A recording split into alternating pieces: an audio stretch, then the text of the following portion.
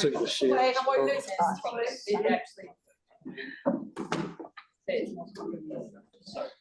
Right, we'll get underway because it has gone past 4 o'clock. Kia ora koutou. Welcome along to everybody who's come and joined us here today. Before we go any further, I'd just like to give everyone the heads up that this meeting is being live streamed, so be aware that everything you say is being captured. And we'll start off with our karakia. So I'll ask everyone to stand. See the words on the screen. Whakataka te hau ki te uru, whakataka te hau ki te tonga. Kia mā kina kina ki uta, kia mā tara tara te kara. Ehi ake ana te atakura, e tio, te huka, te haupu, te hei Māori ora.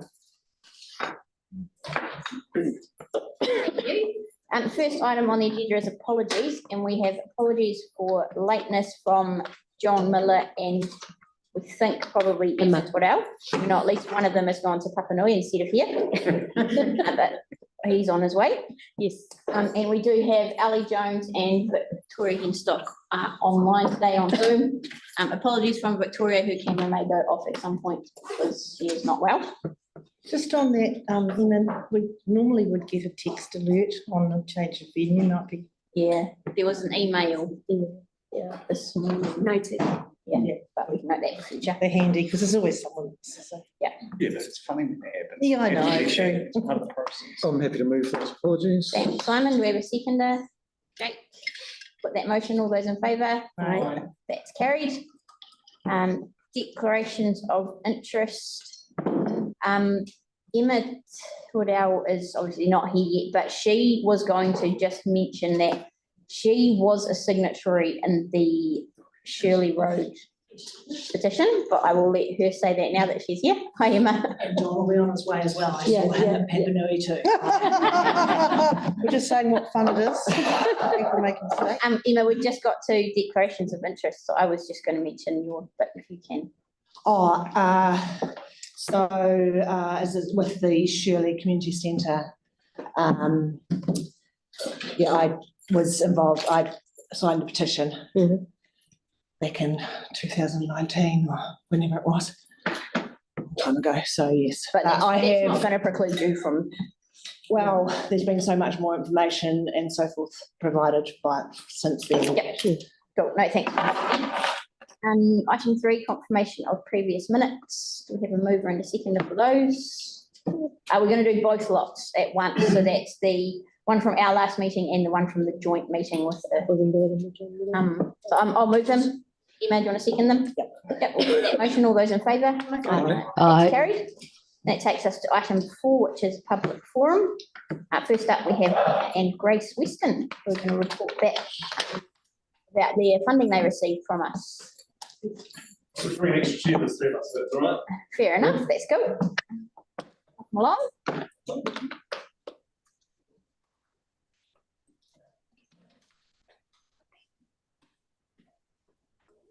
I'm running to the floor, Emma. Yes. Yes. Yeah. Teaching. Oh, that's two. Oh, you'll be pleased to know I've got my teaching certificate back again, so I might. Well done, I might return. please, no, please, Mike. Kia ora koutou, mihi ana kia koutou mo te pōkiri, te o tātou hui. So thank you for the invite to this evening. Ko Dean Tokunga, ko Grace tēnei, ko Hannah tēnei.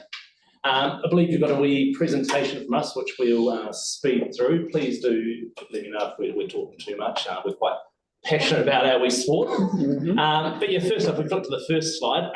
What we actually do, a bit of an overview, is surf boat rowing, and that's a discipline of surf lifesaving. So what it involves is 4 intrepid athletes, such as Grace and Hannah, who row through the surf, round a buoy, come back in, and first boat across the line wins. Similar to still water rowing, but far more exciting, far more adventurous, and you've got to be quite brave. I'm the sucker that stands in the back and stares. I don't really do much apart from plotting the course. So yeah, that's our sport.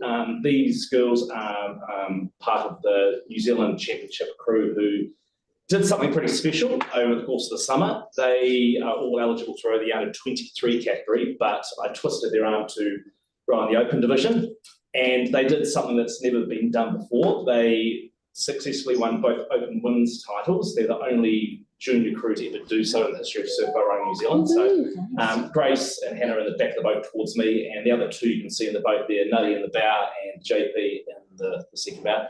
They obviously not here, but they're an integral part of the crew as well. So part of our sport, you need to be a voluntary lifeguard. So we have to devote a significant amount of our time to patrol the beaches over the summer, all voluntary, of course. And unfortunately, part of our sport, it is completely self-funded. So everything from the racing gear to the travel, airfares, entry fees, we need to pay for ourselves or seek funding. So it makes it quite tough, especially when you look at the cost of the equipment. The all I'm holding is worth about $3,000. The one that Grace and Hannah are holding, $2,000. The boat, $50,000. It is a significant amount of money. So yeah, what we did this year was phenomenal, and I'm so immensely proud of the girls. It was pretty special. So that's the first wee big thing. We had the Nationals in March, but I'm not here to talk about that. But if we can flip to the next slide, as I said before, they were under 23. They should have been racing in the under 23 category, but what I made them do is I made them double dip. So they raced under 23 and open in every single regatta. So if you look at the results that these girls achieved over there, it's quite phenomenal. A lot of seconds, a lot of thirds. I think we got one first, but the whole idea behind that was to get them into the hurt locker, get them to experience racing and be absolutely maxing out. I think at one stage they had done 31 races over a 2-week period in addition to another 7 training sessions, not that. So a phenomenal amount of work, and they're juggling studying as well. It was quite impressive. And as I said before, went to Nationals, they won. And the big event before that, which we're here for tonight, is the international test against Australia, back at the New Zealand trial in December. Yep, they got selected to represent New Zealand. Wonderful. And so that involved raising $12,500 to pay for airfares, uniforms, accommodation, food for the trip. Travelling to Auckland to stay with the rest of the team who were from Piha Surf Lifesaving Club. So yeah, pretty amazing feat. We had the first race against a significantly more experienced crew. The Cockatoos were the Australian representative team from Currumbin. They, well, about my age, early 30s, mid-30s, late 40s. Lisa the Stroke represented Australia 4 times. Sasha, the second stroke, 3 times, and then the other two additional times. So these girls, very green, first time representing the country, going out really experienced crews, and they actually managed to win one of the 3 test matches, which again, pretty significant. Yeah, in very sort of flat conditions in Lawn, Victoria. And then they qualified for them to go through the next phase of the Australian Surf Rowers League, where again we got in the semi-finals and finished in the top 10, which is significant. And that's just a wee picture. It's not too great, the quality of us at Nationals. So what we've got there is the very historic Manuel Mortimer Trophy, which the girls won at Nationals. Yeah, there we go. And so that's part of the experience. It was a really cool experience. So we flew up to Lawn, Melbourne, drove down to Lawn. Very formal. We got presented with our blazers, our test caps, along with the Australian women's team, the Australian men's team. Had a formal dinner, a few speeches. The girls struck up a bit of a friendship with the crew there. Blazers were embroidered with the date of the event, also the location.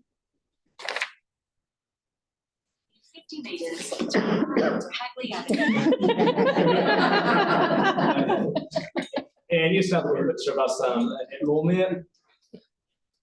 And yeah, a big thing that people don't quite understand is when you travel to a place like Australia, you've got to borrow a kit, and you become a bit of a creature of habit. You get used to using your own kit. Still rowers here in New Zealand, they'll travel to Lucerne with their own boats, with their own oars. The sheer cost of getting our boat there was just ludicrous, $5,000 minimum. So we borrowed a boat, and we're very lucky that South Narrabeen, a club on the northern beaches of Sydney, lent us this beautiful boat, coloured like a Jaffa, purple hull, orange decks.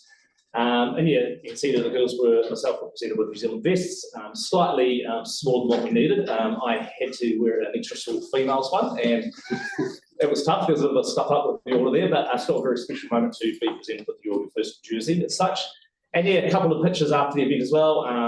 Jo, who's holding the flag there, she was selected as a co-captain along with Paul Spawnville from the PH crew, who some of you may remember from Fight for Life, PH Rescue. So again, for Jo to be selected as a co-captain was a massive achievement for the girls, but also for our wee public right.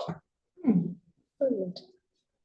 Yeah, just as I said before, that's the cockatoos crew there who we've struck up a friendship with, and the plan moving forward is to compete at the Worlds, which is late August. So we're in the process of fundraising for that. That's over in Kurrawa Beach in Queensland. Probably a similar amount of money we're looking to raise for that. Nationals, we're looking at defending our 2 titles, get selection again for the New Zealand team again this year, and then further down the track in April next year, going over to Aussie and try and be the first ever New Zealand crew to win an Australian title. So some big goals for these girls, but they're young, they're receptive, and it's just a pleasure to be involved in them. But on behalf of them, thank you so much for the generous contribution to help us to fuel our passion and also our livelihood. So yeah, we thoroughly enjoyed the experience and look forward to it again. So heartfelt thanks. Thanks, guys. Cool. Thank you very much. It's a great presentation. And I know there was a video in there. We have had access to that, and I've watched it, and right, it looks very dangerous compared to the flat water rowing. Yeah. Quick question, because we've gone over. I time. know. Sorry, my bad. Yeah, are you connected with surf life saving at all? 'Cause I'm just thinking, because the government has put in money for surf life saving around New Zealand this year, and if you could access any of that. Yes, well, we are part of what we do. We have to do set our house, so we're all affiliated with the Bright Surf Life Saving Club. Yeah, a lot of the money is quite hard to access, and often goes to sort of regional bodies, southern region, northern region, eastern region, that put it into life-saving services. So even stuff like rescue tube and uniforms, the club still needs to purchase out of their own pockets, unfortunately. It's amazing stuff you're doing. I can't believe you don't get any funding from them. So what we're doing, a t-shirt fundraiser at the moment. We're having a raffle at quiz night in July, which we can happily share the details with any of the board members who'd like to come along and support our cause. We've got 3 boys jumping on board to sponsor beer for the evening, and a couple of other wee companies donating gifts. So yeah, it's a lot of organisation, but we wouldn't do it if we didn't want to, didn't love it. But it makes it hard though. Yes, yes. Yeah, well, congratulations on your achievements so far. Thank you. Fantastic. Your progress in the future. Thank you very much. Thank you. Come on, do it. Well done, crazy people.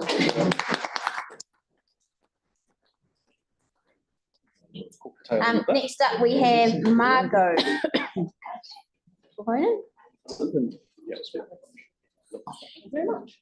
Hi, how are you? Thank you. So you've got 5 minutes. Thanks.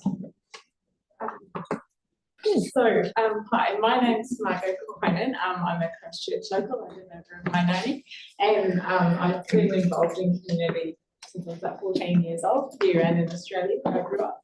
And I just love people. I have worked in all the school fundraising bodies. I've worked, always ended up on the play centre committee or in the preschool helping out, or I worked with the Purunui Trails, built a couple of trails up there, and just been involved in various charity organisations in both countries.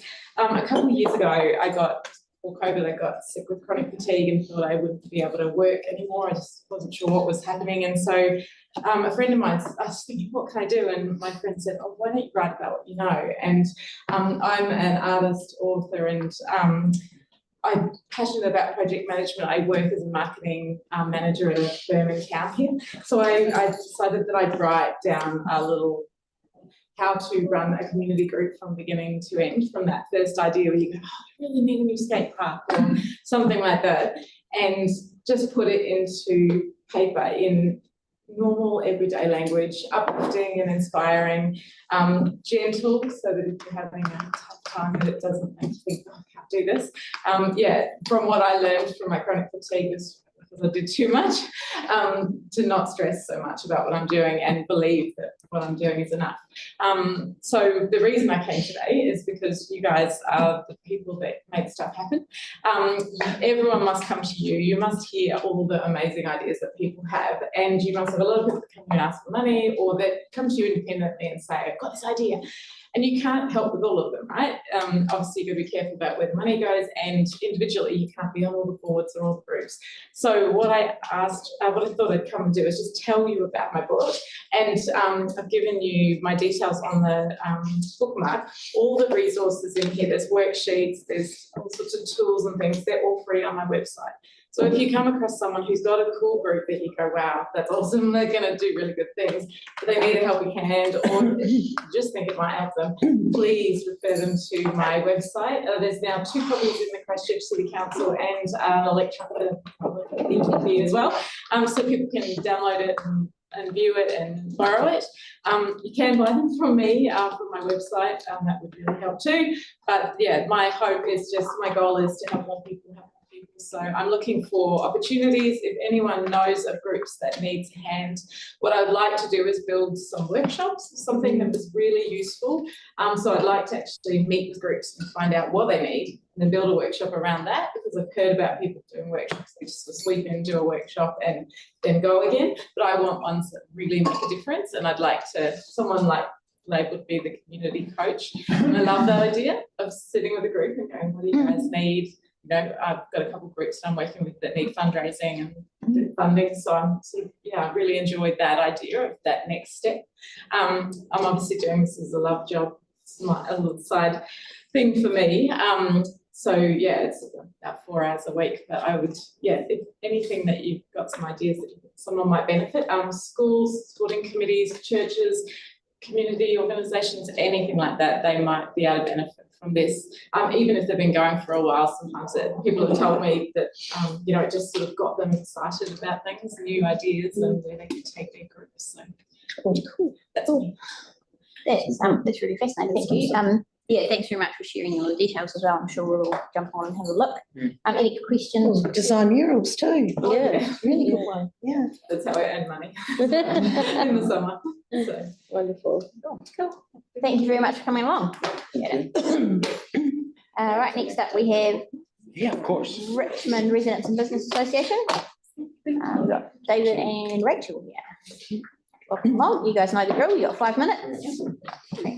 Oh, and just as a heads up, we have been given your accompanying documentation as well. So, Okay, we've come to seek help with our community problem of beggars. To give you some background, since Christmas, we've had an increasing presence of beggars, threatening behaviour, incidents of petty theft from stores, like, for example, the Chips Jar, one of the local establishments. We've had increasing reports of residents having to adapt their movements in the retail area. Some people will not park in the street unless they can park right outside where they want to shop because they're scared of the beggars. We've had evidence that there's an organised group operating in the area, dropping beggars off, picking them up at the end of the day. And an increase in litter. Bottles, cans, that kind of thing, and some other litter which is probably unmentionable here. We also note that there's been a private application for an alcohol-free zone in 2021 from Richmond, which attracted 170 signatures, but no action was taken. So, but it does give you some background to the fact that it is an ongoing problem. It's not just this year; it's become worse this year, though. So what actions have we taken? We discussed the issue at our meeting in March and explored avenues we could take. We followed that up in April, and councillors McClellan and Davidson suggested a alcohol-free zone might help to alleviate the situation. We followed that suggestion up. We had consultation with Paul McMahon, who's the Senior Project Leader with Community Action on Youth and Drugs, and Chair of the Community Board servicing the Alston area. At the May meeting, we considered a strategy centred around gathering anecdotal and photographic evidence and holding a petition, following the guidelines outlined in your website. And then that strategy was put in place in early June. And so we've gathered the evidence that's before you now that you want to see. The current situation is that the petition went online on Thursday last week and has collected over 180 signatures in less than a week. We closed it for the purposes of attending this meeting. We closed it Wednesday, yesterday. The boundaries of the suggested zone haven't been agreed yet. We have put those out for consultation. So we have 3 options at the moment. So we will need to discuss that further. But we're now in a position to formally request from you an alcohol-free zone to be established in the Richmond area. Right. Any questions?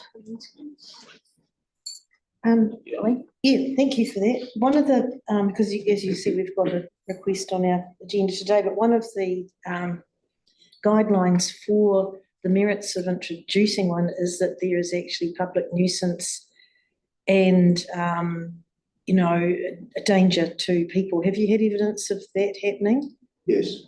On our petition, we were able to ask a lot of people about their situation. It also depends on which part of Stanmore Road and where you have incidences and where there's more people drinking, because there are people drinking in the street. So it's definitely evidence of that. Different people in different places to go, but we have a lot of anecdotal information about people having a range of situations with people. Well, Rachel herself has been physically threatened. Yeah, so I mean, we're aware that it's a substance abuse and alcohol and mental health. You know, it is all that, but there is alcohol abuse happening in the community. Because we've got the recommendation for our one today is in Edgware is to monitor it and work with other agencies for 6 months and then come back and have a look at it. I'm not sure how helpful that will be when the community's already been monitoring it, but is it all of Stanmore Road or? It's basically from the petrol stations to the 2 opposite each other down to Richmond Village. When we first drew up a map, we narrowed it down to Stanmore shopping precinct, and then we wondered about widening it to include the Avery House community garden. And since then, we've had comment back to widen it further in a different direction to include the area where Casa Bambini and the adventure, what do you call the adventure playground? Adventure Ave, basically the road, people are parking and drinking. It's different pockets. I've also spoken with Speed Freaks. They're in the Richmond Green, they're in the Richmond Cottage on a daily basis. They have to clean the whole park of alcohol and drug paraphernalia. Even human feces, because there's a situation there. So they, especially because they're in the park, they have a lot of evidence. They didn't send it to me, unfortunately, but I could get you in touch with them about the situation that. Because then, I mean, you're looking at such a huge area, you've got a monitoring and compliance issue, and of course the ban won't solve the problem, it just gives the police a tool. Yep, we're aware of that. Yeah, okay. Yeah, and if you want more evidence, I'm very willing to go and talk with a lot of people. This was a really short petition. It was only online for a week. I did do a couple hours of in-person talking, but I'm very happy to talk more because I think there's a lot of untold stories of what's happening. Cool. No, we appreciate you coming along today. As Pauline said, we had a similar request from Edgware, so it almost works quite well that we can work on these 2 things in tandem. And we'll take a similar approach to what we're taking there, and the staff will work on it and we'll come back to us. We appreciate you coming along and giving your feedback on the problem. So we'll continue to get feedback. Should I any continue further evidence to get more feedback? Is that helpful? Because we've just started. I can continue. I just need to know. Maybe just over the next sort of week, if you can get anything more that you've got through to Mark. Yeah, I can take that on. Then that helps. I feel I've interacted with a really small portion of the community, and those stories that we got, you'll see, I've got a separate document with about 40 statements from people. That's only in the last week. And there is talking of drinking, different behaviors. So remembering, of course, that by the time it gets to council, that's quite a wee while away. So you've got lots of time. I can comment. Keep getting it. Okay, It has to be evidence-based, But even if we take this other avenue, working with the police and other agencies, that time that we can be doing stuff and be doing that is time that the other staff would be working on bylaw anyway, so it's. So it's adequate enough getting that information from me, right? Or are you gonna go take the step to do it on your own, or it's enough that it comes No, from you, us if you gathering get it? more through to Mark in the next week, then, yeah. Yep. start We getting- get the feeling that, at my reference to the organised gambling, betting, you had an experience of bit of publicity surrounding here in Addington a couple of months ago. And we think that they may be shifting as the climate changes and the social pressure comes on.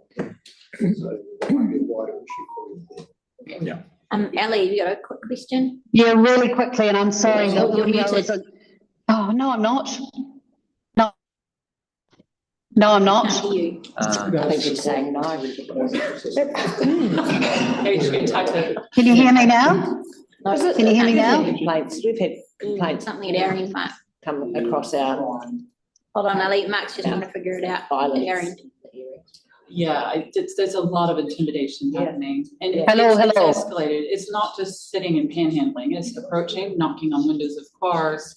I had someone yelling in my face and called 111. So it's gotten worse. And I've talked to people that they're scared to go.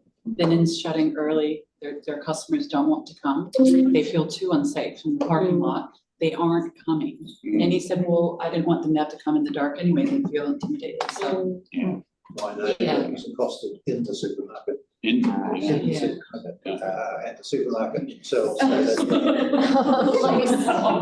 to 8. I know, I missed it. What did it say? She wrote, it said police, question mark. So have police been responsive when people have called them, or have people not been? You can, even when I called 111, the guy was yelling at me, like, is he threatening? What's he gonna say he's gonna do to you?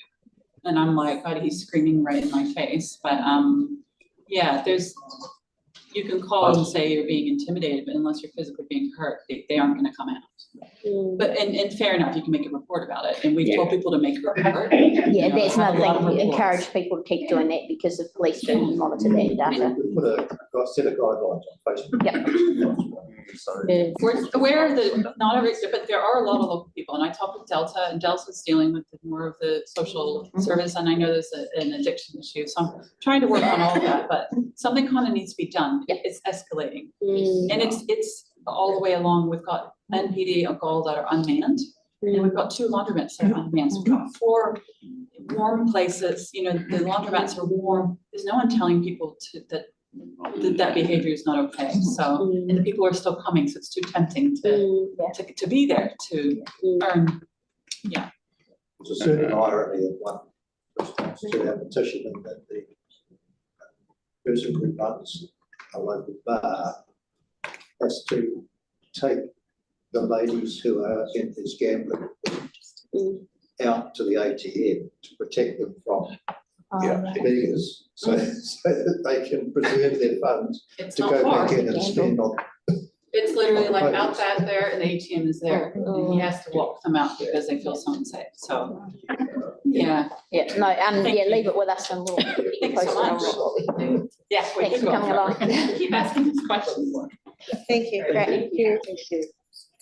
Yeah, we're just gonna check the speaker situation. Ali, can you talk again, please? Can you hear me? And Victoria? I'm not.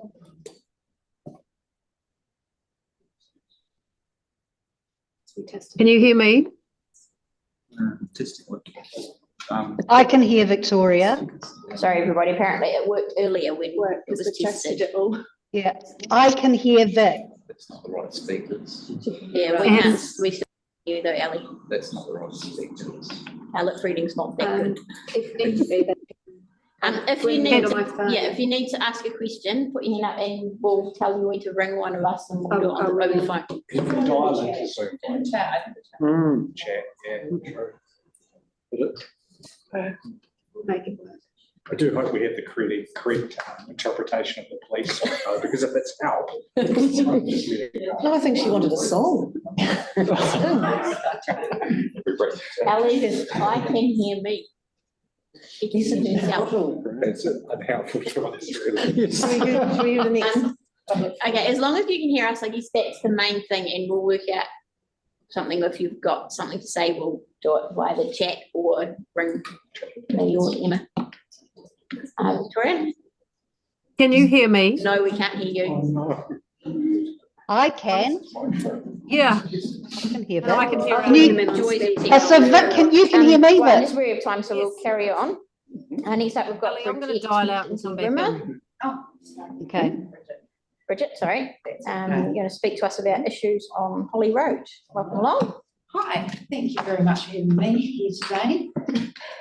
So just bring that up now. Yep. Let's work on that. Thank you.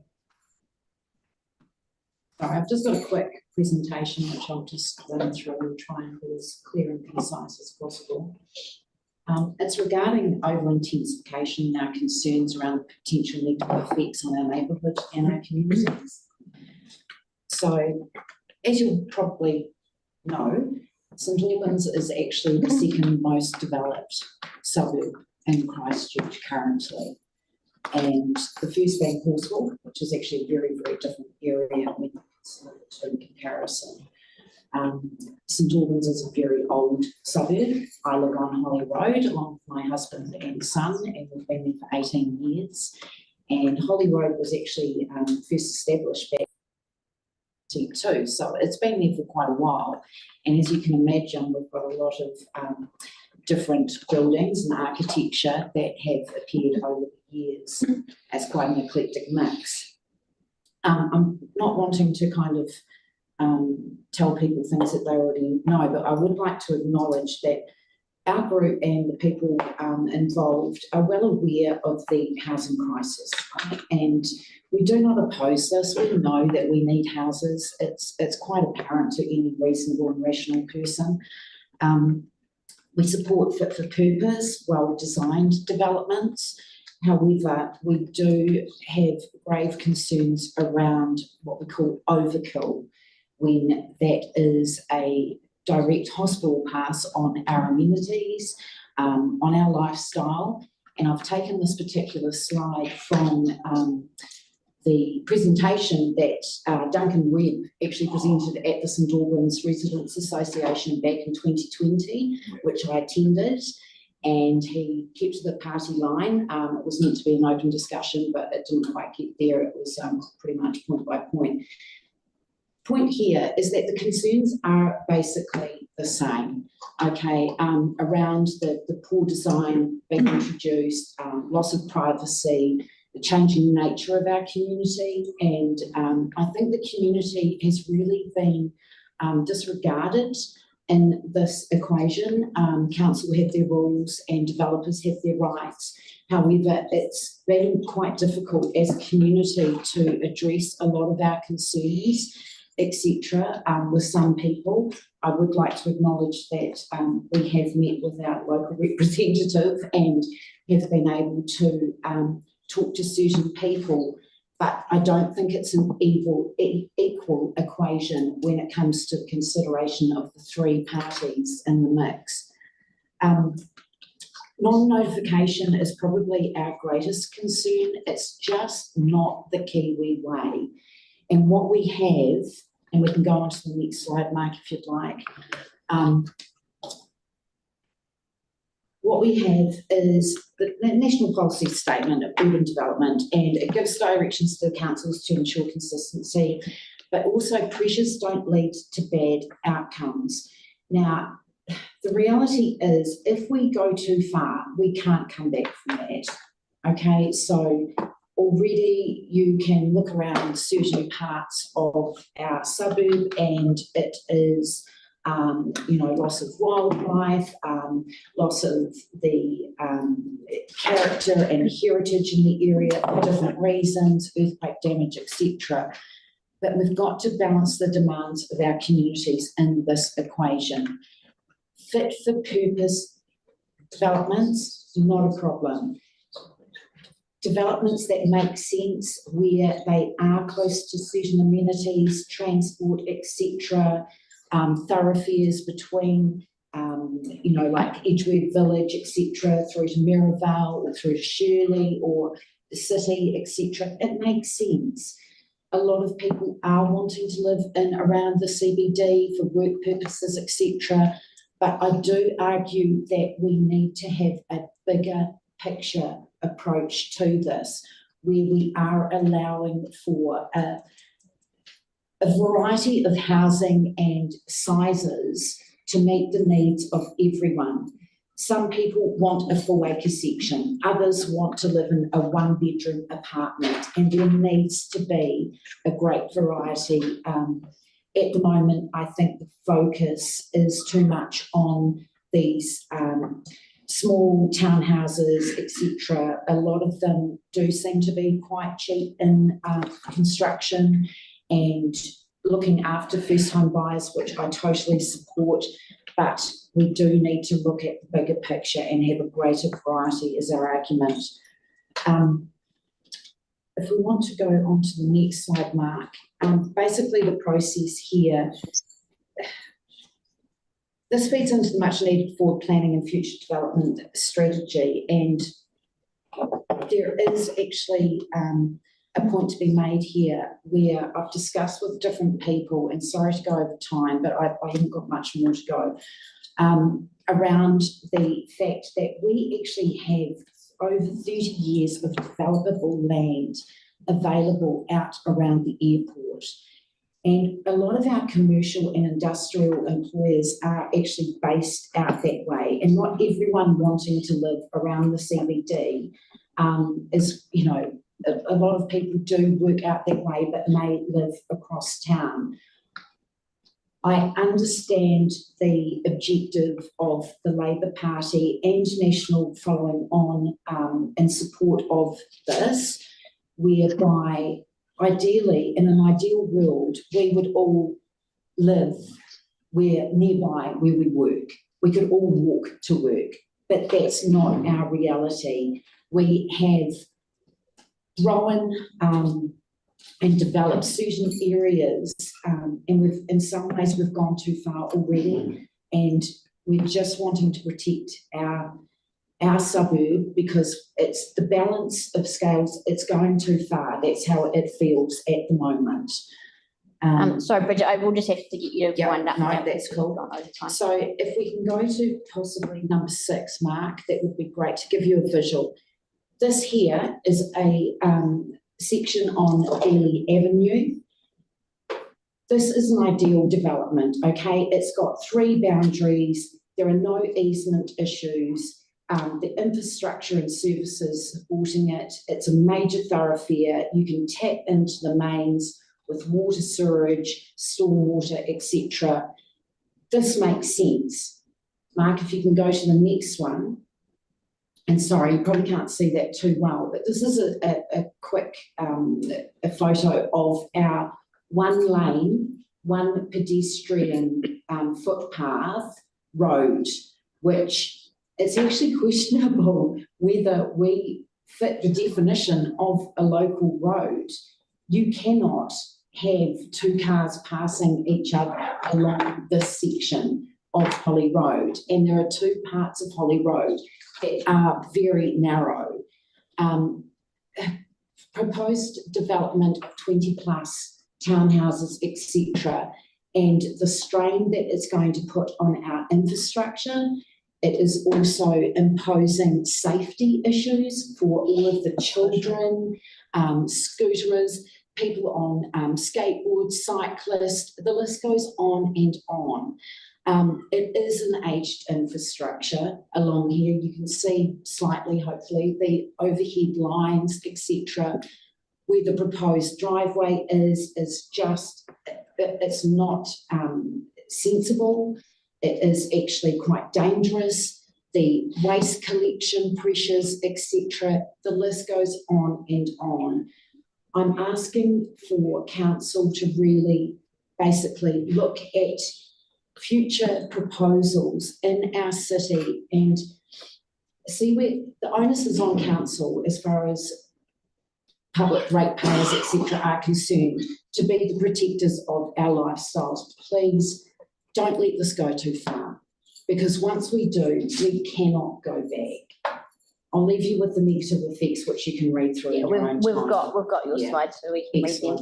them. We've run out of time for questions, Yeah. but you've made your point very clear. It is something that we as a board are aware of. It's a priority in our community hall plan is dealing with the intensification of our Yeah. So, Dealing with the over intensification. Yeah, over intensification. Look, can I just, one last point? There is an opportunity for us here in the city at the moment with the Canterbury Regional Policy Statement draft just being released to affected parties. Looking at certain areas with developable land will give us the opportunity in the first time in a long time to be proactive in developing areas which can feed into meeting the needs of community housing, social housing, first home buyers, etc. We've got to make a stand at some point and stop being reactive and actually start being proactive. Thank you. great, thanks, Bridget. Thanks. Right, next up we have Ian Harvey and Des Banks. Ian and Des are local business operators who are going to speak regarding the impact of roadworks associated with the Innes Road Street renewal on the business. Thank you for coming along. Thanks, so you've got 5 minutes, so I'll hand over to you. My own Des, we own a small business on this road. I don't know whether any of you have driven down there lately to have a look at the complete shambles. We're also here representing 8 other smaller businesses. We've got absolutely no parking. We've got a 6-foot high fence, a metre from our front door. And it's just horrendous. Our closest limited parking is 450 metres away. So the 8 businesses are just going down the burglar very quickly. What we would like to know is, or can't understand, is why roadworks in Christchurch take so long, and why can't they work at nights and in the weekend doing shift work to get these things done a lot quicker.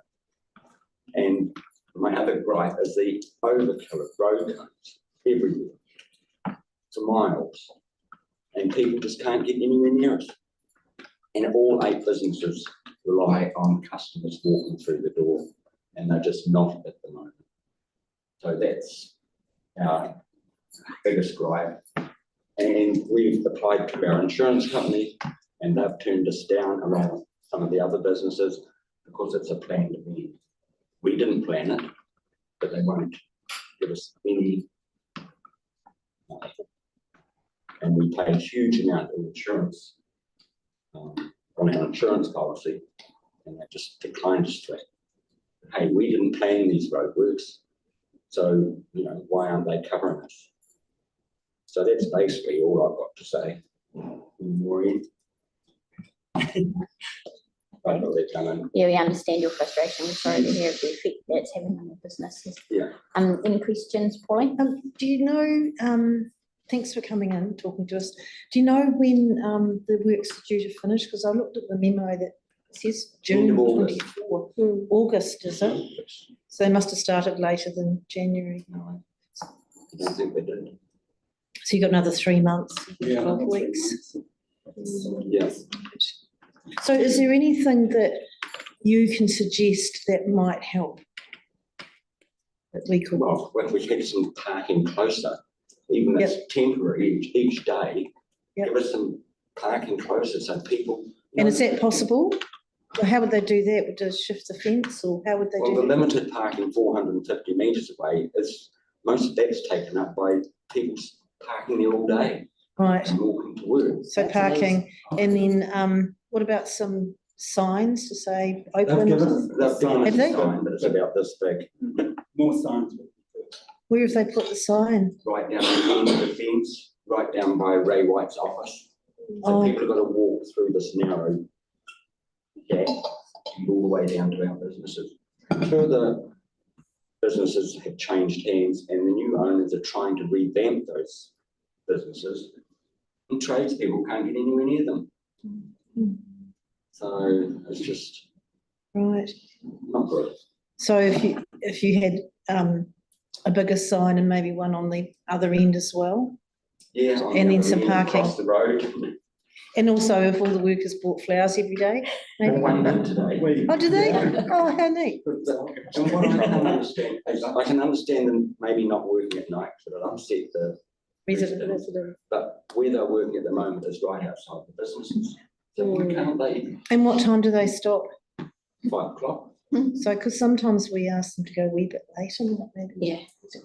Okay, No, there's a few things there that we can ask staff to work on with the contractors, like some better signage and even looking at maybe time restricting those closest car Yeah. parks Yeah. so that you don't get all day parkers there. Yeah, we'll see what we can do and hopefully try and mitigate.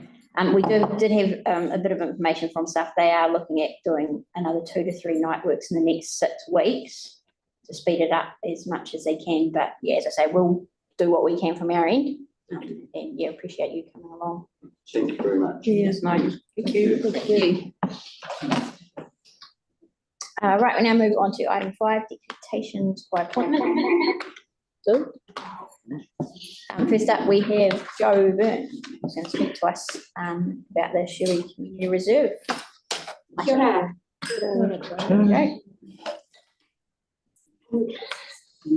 I've got quite a few issues with the report, but I'm not going to talk about them all today. One of the things I did want to draw on though in that report is one of the areas is the fact that it says there were about 600 signatures to the petition about Shirley Road. There were over 1,200. Jennifer Dalziel and I went and collected signatures and spoke to hundreds and hundreds of people and did online work. There were over 1,200 signatures. There's huge support in the community for a new community centre. I just want to say one of the things I do, I'm a speech therapist, I work with people with communication difficulties. Only 16% of New Zealanders have a high level of literacy. In working on projects like this, you need to be literate, you need to have good social capital, you need to have time. All of these things are real privileges that a lot of our community does not have. We've got areas of huge deprivation, and it feels to me like our communities are being continually disadvantaged because they don't have people to take on these leadership roles and run these things. And it also feels like council staff not being supportive and proactive in helping our groups. Looking at the resolution today, it looks really positive, and I am hoping that it will get over the line today. It's not what we wanted. We really wanted council to consider the concept of a library and community centre co-sited on that space, and that came from the LTP of 2021. That hasn't really been directly consulted with the community. It's manipulative and unhelpful. But what I would like the wording to look at, you've got the wording in the interests of we've got request staff initiate the process to design an on-budget community building. I think that in interest of equity, we should remove the words on budget. Budgets don't seem to affect the rest of the city. It only seems to be when you go to our side of town, when we built the St Albans Community Centre, huge restrictions on money, and we had to cut it back to try and get the extra green space alongside it. I'd also like staff to start looking at the idea of an accessible playground on that site. I've talked about this for years. This is just my very personal view. I'd like an accessible playground for autistic children. Not all children with disabilities are the same. They have different needs. I would like a playground built specifically for autistic children that meets their safety needs and their sensory differences.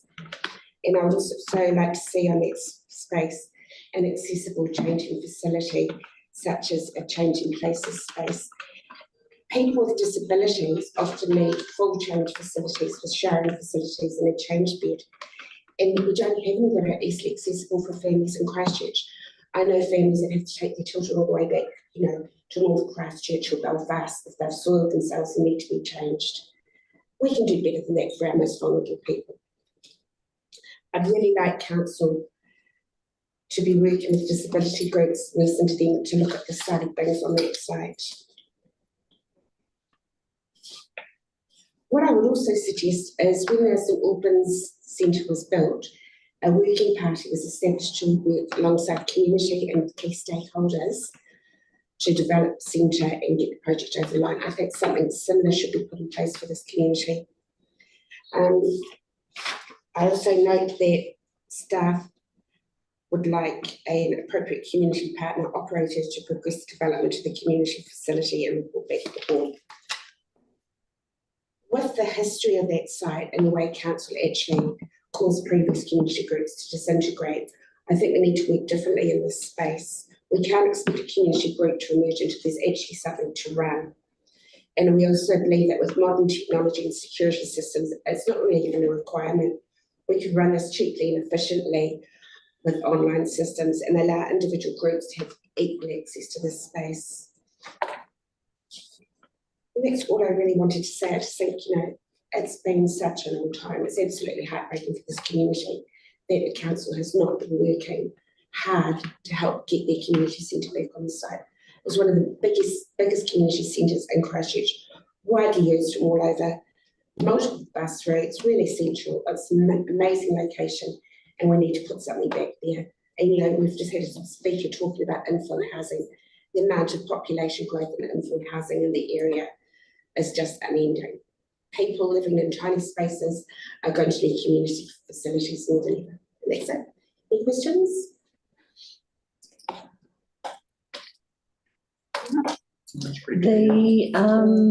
So you talked about the community partner. So how would you suggest things move forward? So directed by the... So I think, there's sort of two parts to partnership. There's one, getting it up and going, getting it built, that's one partnership. And then there's an actual partnership of operating it. It seems to me that council wants to have a group operating the site. I can say from things that I've seen across town, most of those community groups operating these sites tend to be middle-class, particularly people, and they actually become quite exclusionary. We don't want any more religious groups operating council sites. We want a secular, open, welcoming space. And I actually think by using modern technologies, we can overcome all of those barriers really easily and really quickly. And it's a really cheap way of doing things as well. If you're not having to pay a community group tens of thousands of dollars a year to help run their community group, it's a huge saving for council. I think we need to look at things differently. I'm going to go Pauline and then Ellie. Yeah, and we do.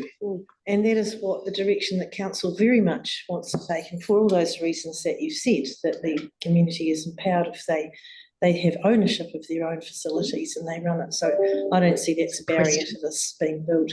But my question was, I'm concerned with your comments about the library. Have you ever presented to the Coastal Bluewood Community Board of that idea? Because that is actually in their ward. I know. And this is really interesting, isn't it? Because the way council works is wards and boundaries, and communities don't operate like that. No, but have you talked to them? No, I haven't. Because I messaged the chair today and they're definitely not supportive of losing their library. So if you wanted to go down that road and if you want us to look at that and not pass this today because you want another idea, that was probably going to add years to this project. So I'm asking you, are you supportive basically of the recommendation today as it is? I'm happy to see community centre. I said with the LTP submission, we desperately will take anything. Thank you, because I just wanted to be sure, and I know it might not be exactly ideal, what you want, but you're supportive. Thank you. Ellie, can you try speaking? We'll see if we can hear you. Can you hear me? Can you hear me? No. We can't. Call Ellie on the speaker. Can you hear me, Vic? Hold on, we're just trying one more thing, Ellie. Vic can hear me. Talk now. Can you hear me now? Shit. Yeah, we got that. We could read your lips then. Yes, we can hear you. Oh, so you've got audio now, yeah? Yeah. So we've got feedback. Emma's just going to call you Okay. Yeah. and talk to us through your phone. That's how we did it in the old days. Yep.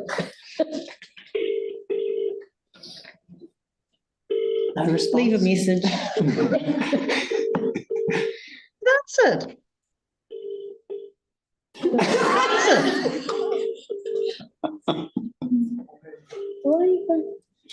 That's it. Ali could type something in the chat. I have answered the call. I've answered it. So, yeah. Yeah. Oh, she's answered it. I've answered it. Oh. Talk now, Ellie. Is it an internet connection? Like Where is she? yeah. She's in Wellington. Oh, it's all those hills. No, nothing. That's weird. But it's weird that it's happening with. Okay, all right, so what I'm saying is, Can you hear Emma on the phone? no, Can you hear me? hang on. We Oh, heard you. yes, I can hear you now. There's like four different. levels of feedback. Right. Sorry. Sorry, Hang on, so I just take hang this on, off. so That's what I was going to ask. Are you I getting just, feedback there too? No, we can hear you clearly. Okay, cool. Are you getting feedback there I was too? going to ask back, Pauline Okay. just asked too then Okay, about cool. whether, I I won't repeat it, because because it's it's been asked and answered. What I wanted wanted to know, Joe, and thank you for all of the efforts that you and Joanne and everyone in the community on both sides of this have put in. It's been awesome. This is what community's all about, passion-wise. I want to know about the building itself because, I have some concerns about the cost of the size of this and so forth. Do you think that there is an opportunity here to be really bold and build something that is resilient, cheap to run, and so forth? Have you thought about the way the building would be? I think the land conditions there are very difficult, but I think that local builders, everyone has learned to deal with these land conditions. That's not a barrier. We can build a modern, lightweight building on that space that will be resilient and tolerate future events. God forbid that don't happen. But there's no barriers really at all. Okay. Yeah. Cool. Thank you very much. Kelly, any other questions for Joe? Thank you very much, Joe. Appreciate you coming along, and we appreciate your input as well. Right, we have Margaret next. Welcome along, Margaret.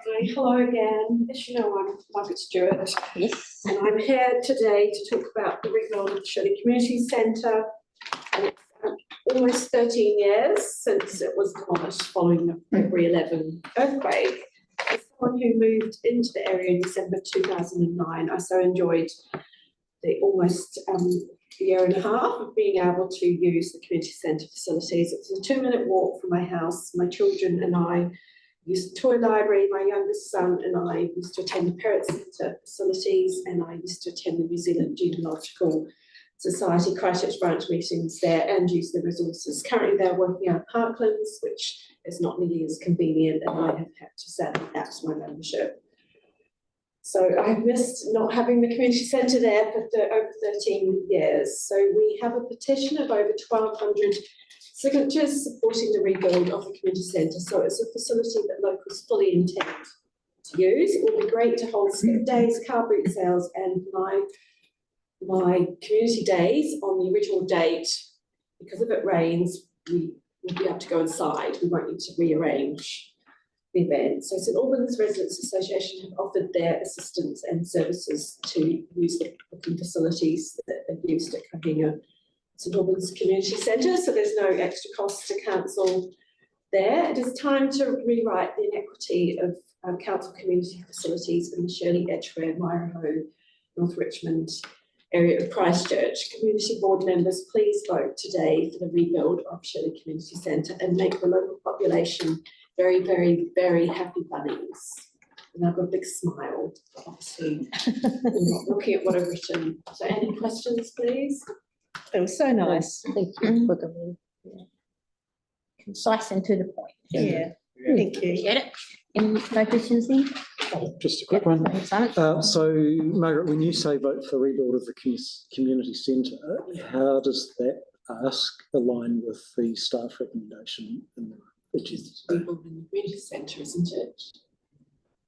But you're talking about a budget one, so and you're small, and somewhere it said about small community centre. So I'm quite keen to have it built to the size it was before, and I believe that is doable with some of the chats that people have been having. So I don't think a small community centre will work. I think it needs to be a lot bigger, near the size of the original, because it was really well used and stuff, and where everyone would go. And since the population is increasing around our area, people need somewhere to go if they're holding a party or a birthday party or a family event. They can't really hold them in their own houses anymore. So we need a central facility where it's available to be opened up. I sort of see maybe rooms that divide, so you can either have the smaller rooms or you can have one big room if people want to hold big events, because like I said, there's a lot of houses that don't even have backyards anymore. They're right up against the fence and stuff. So I just think something needs to be there for people to enjoy their lives. Life is meant to be enjoyed, not be a hard slog with no fun whatsoever. So let's have something there that's central for all the locals, where we can go and have parties every week. You into that idea, Emma? No. No? It's not at all. Why would you look at me when we're talking about parties? It's last time I saw you. I think Great question, Simon. I hope we all can. Alrighty, appreciate that. All right, next up we have Joanna Gould.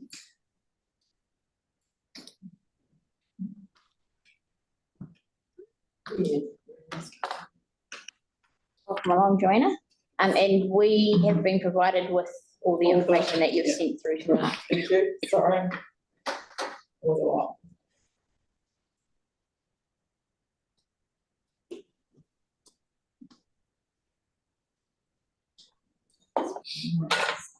Okay, today the board is here to decide surely what. Here is my why. If you look at the images on the screen, in the top left, I'll start with option A. It says, leave the space. This option is not valid because of the reserve status on this piece of land. Option 2 is a recreational space. Again, this is not valid because of the reserve status. There is already, if you look in the top middle, the middle busy map, it says there is already a total of 67 recreational spaces, and this does not include 7 community gardens within a 2 kilometre radius of the site. Option C is the third image on the left, is a community hub. In both the 2020 and 2023 consultation, this option rated the highest. Option 4 is the proposed facility, which is the combination of a recreational space and a community hub. In the 2023 consultation, this option received 10.91%, suggesting that they would be happy with both options.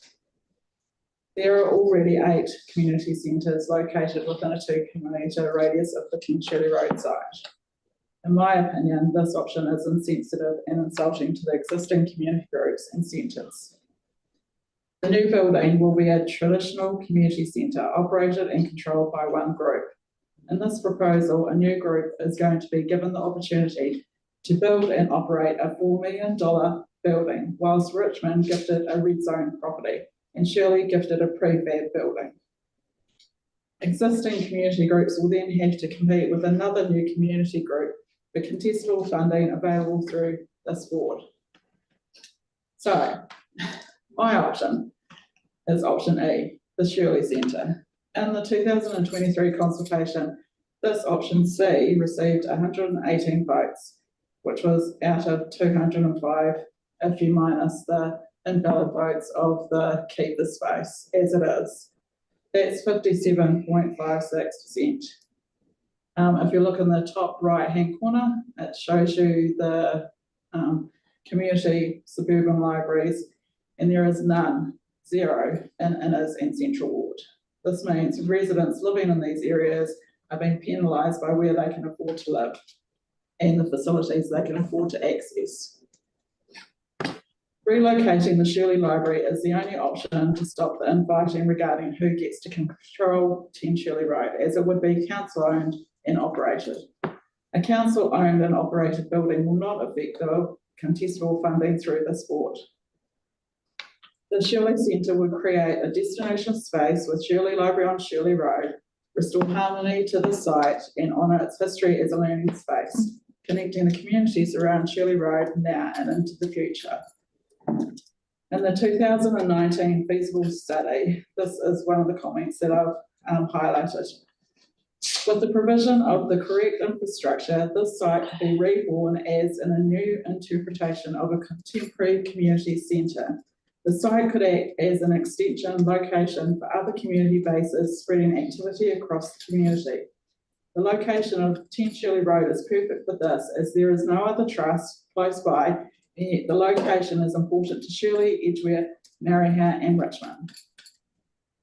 I still believe that option E, Shirley Centre, is the best option for all the residents and the communities around Shirley Road, is to have this proposed community facility at 10 Shirley Road be a Christchurch City Council owned and operated facility, so that the facility is truly inclusive and accessible to all residents and not controlled by one community group. The comment that I saw throughout the 2023 feasibility study said the LTP budget for Shirley Community Centre would be insufficient to include the relocation of Shirley Library, and a significant level of additional capital funding would be required. So I'm saying, isn't now the time during the current Christchurch City Council LTP decision-making process for the board to advocate for all their residents in the inner central areas for the council to approve a new budget to build a Shirley Centre which relocates Shirley Library and Shirley Service Centre in the central ward at 10 Shirley Road, Richmond. Thanks. Thanks, Joanna. We'll go Pauline and Jake. Can I just repeat my question, because have I talked to it's because it is the library, is it? It's not our call to close the library and someone else's and ward. I did have discussions in 2018 when I came up with the idea, because the then Field Councillor Glenn Livingstone asked me the questions when I presented the idea at the first LTP that I went to, and I had a private meeting with him at the Shirley Library afterwards, and he basically said he would fight me if I tried to take it away from his Darlington residents. And I said to him, well, here's my suggestion, because I knew BB was part of the Darlington Residents Association, and so if you look at the funding page of the website that you've got links to, it actually highlights that I supported the idea of their proposal, which was the Riverside community facility being built at 255 Brighton Road, and I, basically created another community idea centre for that. Yeah, but the thing is, that's all very well, but they would have had to run a full consultation in their ward to see what people in the area thought about closing that library. And the current chair has communicated with me today and said they're not supportive of that. In light of that, do you support the recommendation today to build a new centre? Because you just want a library or nothing? It's not fair. It's not fair to the residents. It's not fair to the existing community groups and community centres. We don't have a suburban library. They have access to 5 suburban libraries. The coastal Burwood, I can't remember the other whatever that ward. Anyway, they have 5 and we don't have any in our area, and it's not fair. It's not equitable, and the council's just brought in a new policy that says it's the equity and inclusion policy that I helped work on, and it's like we're not getting a fair share of access to resources for this community. So from a community perspective and from a council's perspective, they should be having the discussions and saying there is a need in this community. It's not fit for purpose, the Shirley Library. It's the busiest library. Okay, so I know someone else has got a question, but the point is that if we were to go down and explore that option, then this will take years.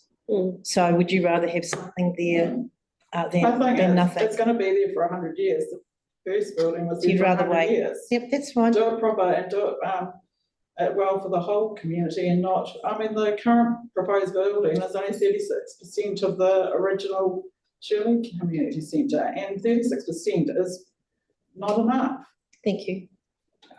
It's actually extremely similar, but I'll ask it anyway. Can I ask a question? Putting, not letting a good solution be the enemy of.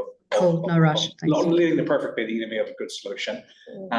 If there was no appetite, putting any arguments aside to move the library onto the park, am I reading you correctly that you're saying just keep it as a park, as a recreation? No, because the reserve status says for this piece of land, it was given from the Crown to the council in trust to keep this as a community centre.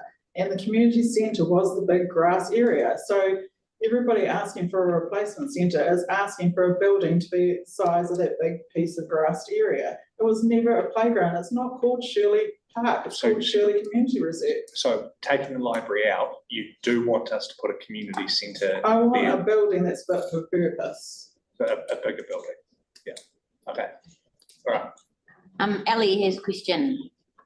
Yeah, thank you. Just a couple. I have to say, Joanna, I was really keen on the library thing. I know I've been arguing for that around the table with my colleagues for a while, but I have changed my position on that, and I'll bring that up when we come to debate. There are very good reasons. But my question for you is, why do you think a library is more of a priority here than other areas when the one at the Palms is, you know, is it the second most visited, the most visited suburban one in the city? It's just up the road from this area.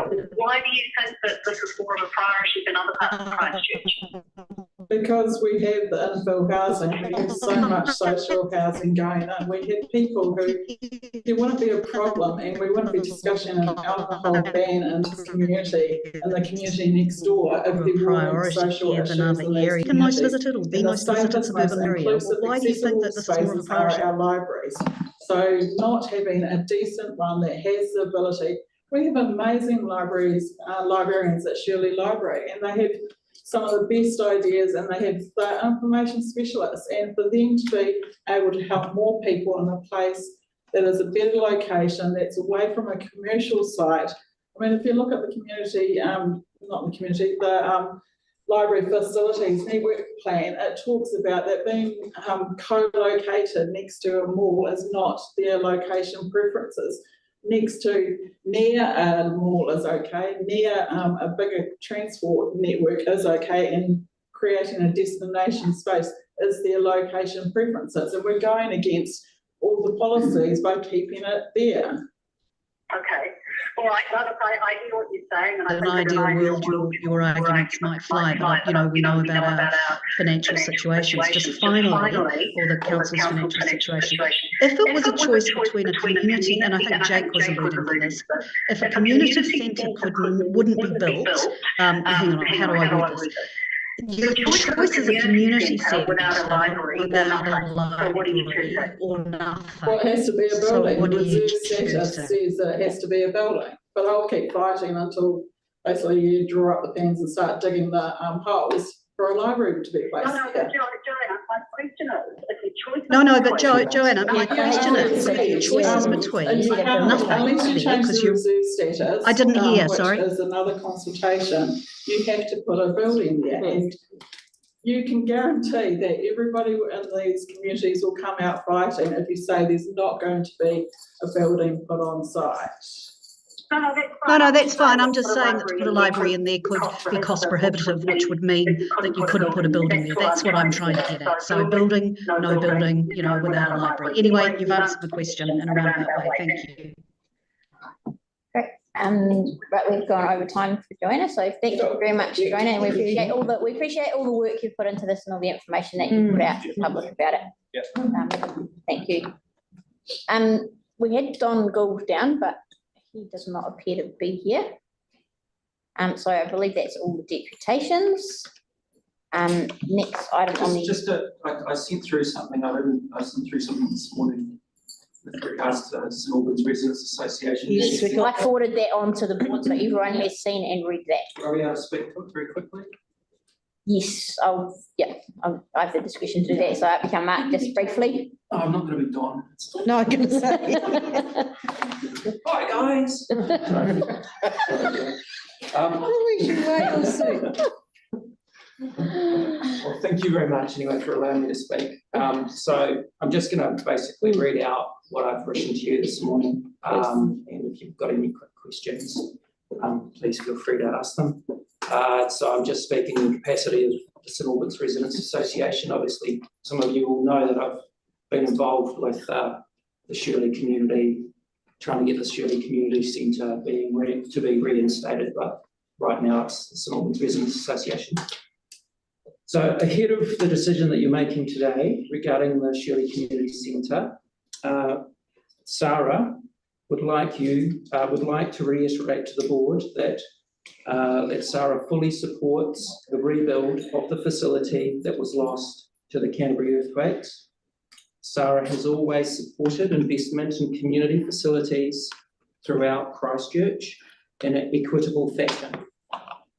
We would like to see the decade-long indecisive process regarding 10 Shirley Road to end, and some certainty given to the community that a facility will be rebuilt and community groups can again form and have a space to socialise, carry out their interests, hobbies, passions, as well as having a place to meet, celebrate, commemorate, discuss.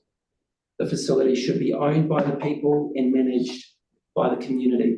Now, I've had quite a bit of experience with some of those situations for Kohinga, and I've seen every single one of those things: passions, hobbies, interests, celebrations, commemorations, discussions happening in that centre. And I'd expect the same to be occurring for Shirley.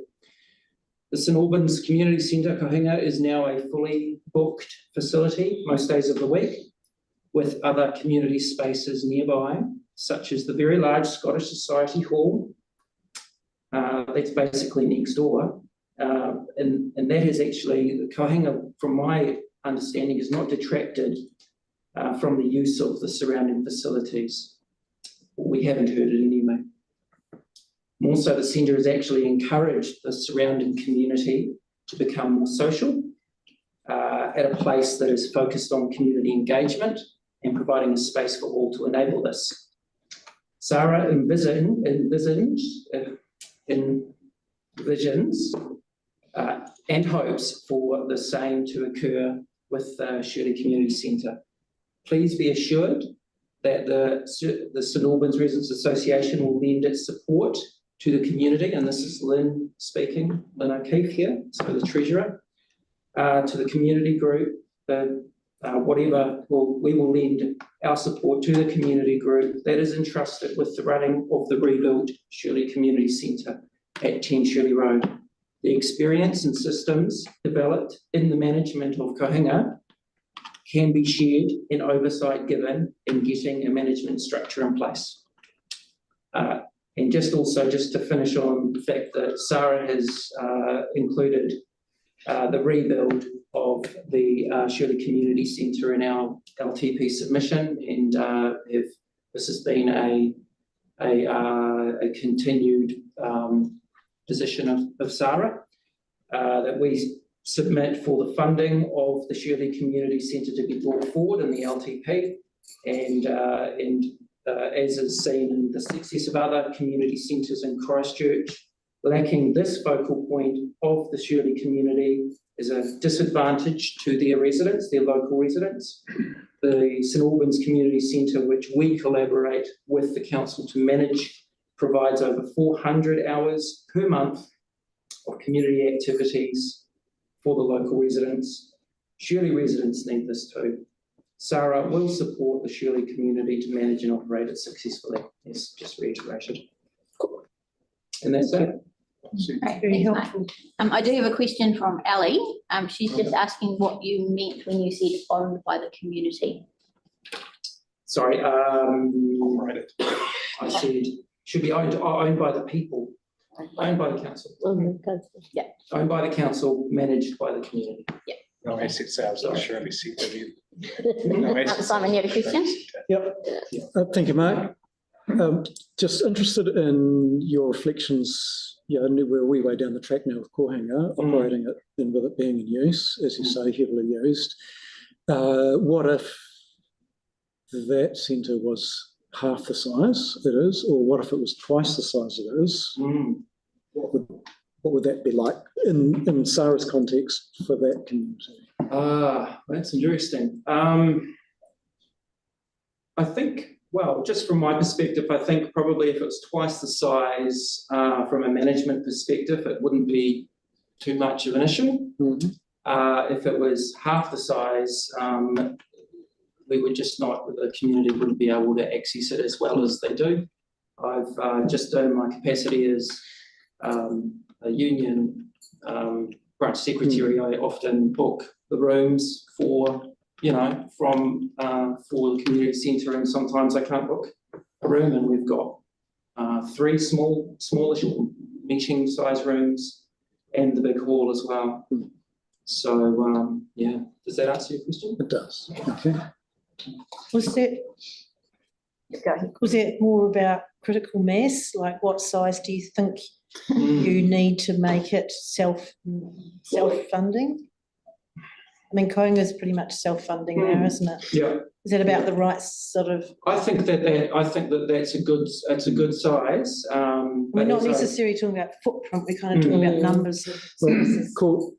Colin, sorry, my question really was, Koinga is 400 square metres, which is the size of what's proposed in the staff recommendation. Right? Same size. And it's working.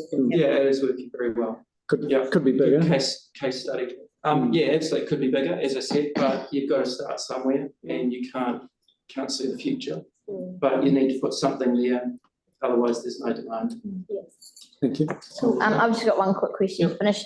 Shirley Road Central Group, I know you were involved. It's no longer an incorporated group, is that correct? That's a great question. I'm not actually 100% certain on that. Okay. So can I get back to you on it? Yeah, that'd be helpful. Yeah, cool. Right, thank you very much, Mark. Appreciate your input there.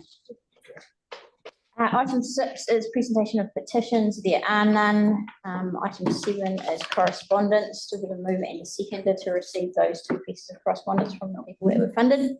Pauline and Simon seconded. So for that motion, all those in favour? That's carried. We've done the minutes for the joint meetings. That takes us to item 9, staff report for the Shirley Community Reserve proposed community facility. Welcome, Matt, and John, you're going to come up too? Mainly Matt.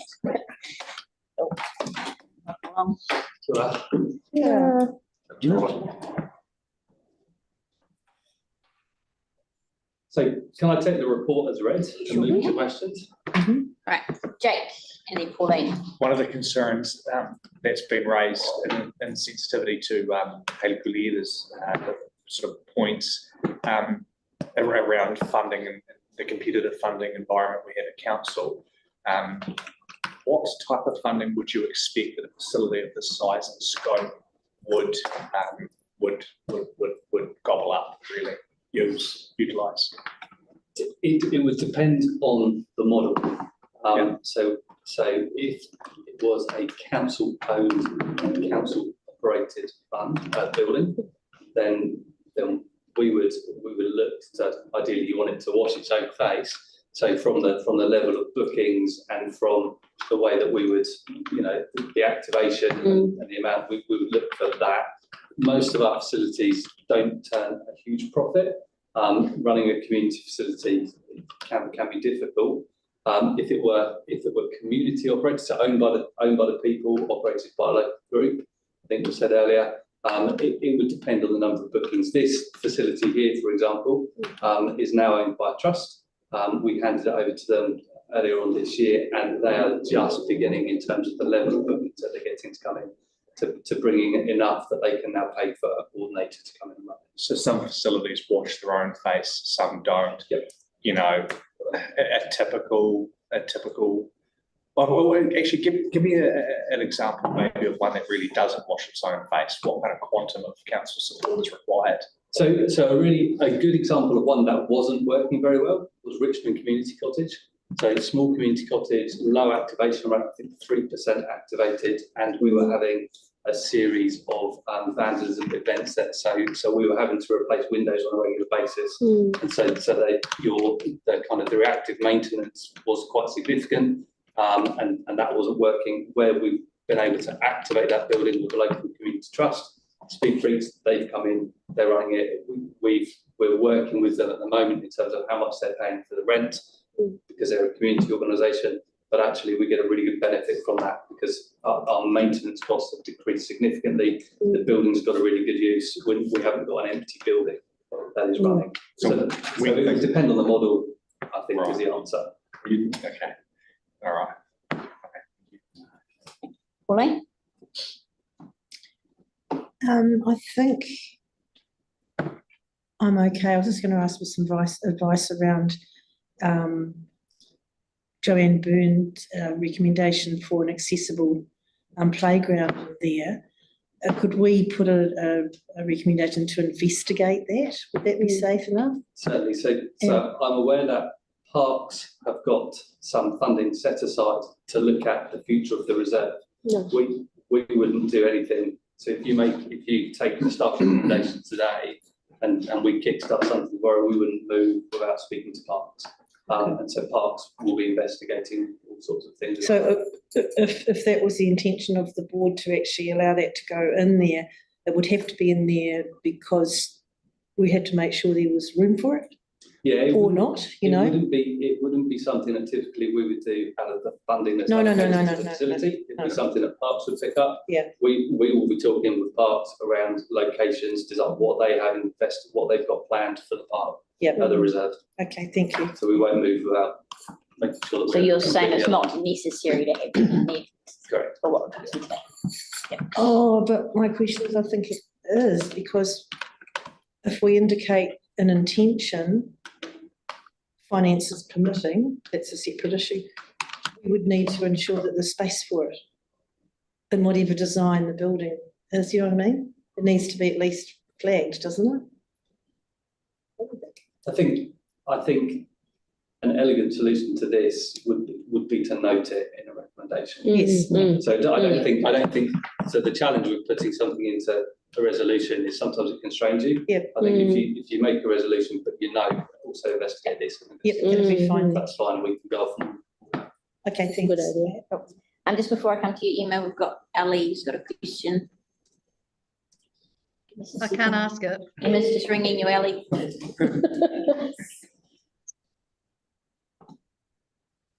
Hello. Same again. Oh, yes, hello. Sorry. Thank you. Hi, Matt and John. Couple of questions, and I'm going to have to ask you. by pulling out my city council email to those on them because I emailed council emails with mobility has gone as well. So if you could pull those up, it was around the designation. It's got a community. I looked at the designation and you mentioned that it could be changed if we went with just a land use, not a building on it. I have some questions around that. I think it's implied that it would be easy to change that designation, but I had a look at the Reserves Act and I don't know whether it applies. That was my question to staff, which I haven't had a reply to that I've done. How easy is it to change that designation? And what does it mean where it's got community centre? Again, I'm sorry, I don't have it in front of me. Community centre as part of the designation. Does that mean that designation has to be respected in the use of the site just as a road reserve is used as a designation? I'm not an expert on Parks Reserve. We've asked the question and I haven't got a response for you. There is a play centre on the reserve that is a community space. Yes. So that ticks the box regardless to what we do, is my understanding. Yeah. To separate it and to change part of the reserve would have to go through a process. I'm not sure of the process, but it would have to go through a process. And that's why I'm asking Emma, because it's implied, and I have it in front of me in the report, that it would be easy to change the designation. And again, I'm not an expert, but I had a look at the Reserves Act, and there seems to be quite a schmozzle around involving the minister and it being, oh, there you go, John knows the answer. John, you have something to say? In my experience, and I can't answer Ali's question completely, is that it is almost always a complex and involved process, changing the designation of a reserve, and the board would need to seek specific advice on that if they were to rely on that advice in making a decision. Yep. It's Yeah, never that's easy. what I understand it but too, the John, board actually, and I wants think it has to go simplify. through a legislative part, Wellington gazetting type carry on with the minister. It is quite involved, but anyway, thank you for that. Two other questions. It says in the agenda of the report, it talks about a staff report needed to identify, and I'm paraphrasing again because I've lost the actual bit in front of me, a staff report with regards to the request that staff identify an appropriate community partner operator to progress the development of the community facility at Shirley Community Reserve and report respect to that's number 4 of the recommendations. What I want to know is, I personally don't believe that needs to be done. I think we've already been there, done that. But if it does need to be the risk, can that be done in parallel with all the other stuff so that doesn't slow anything down? And what kind of cost and time frame is related to number 4?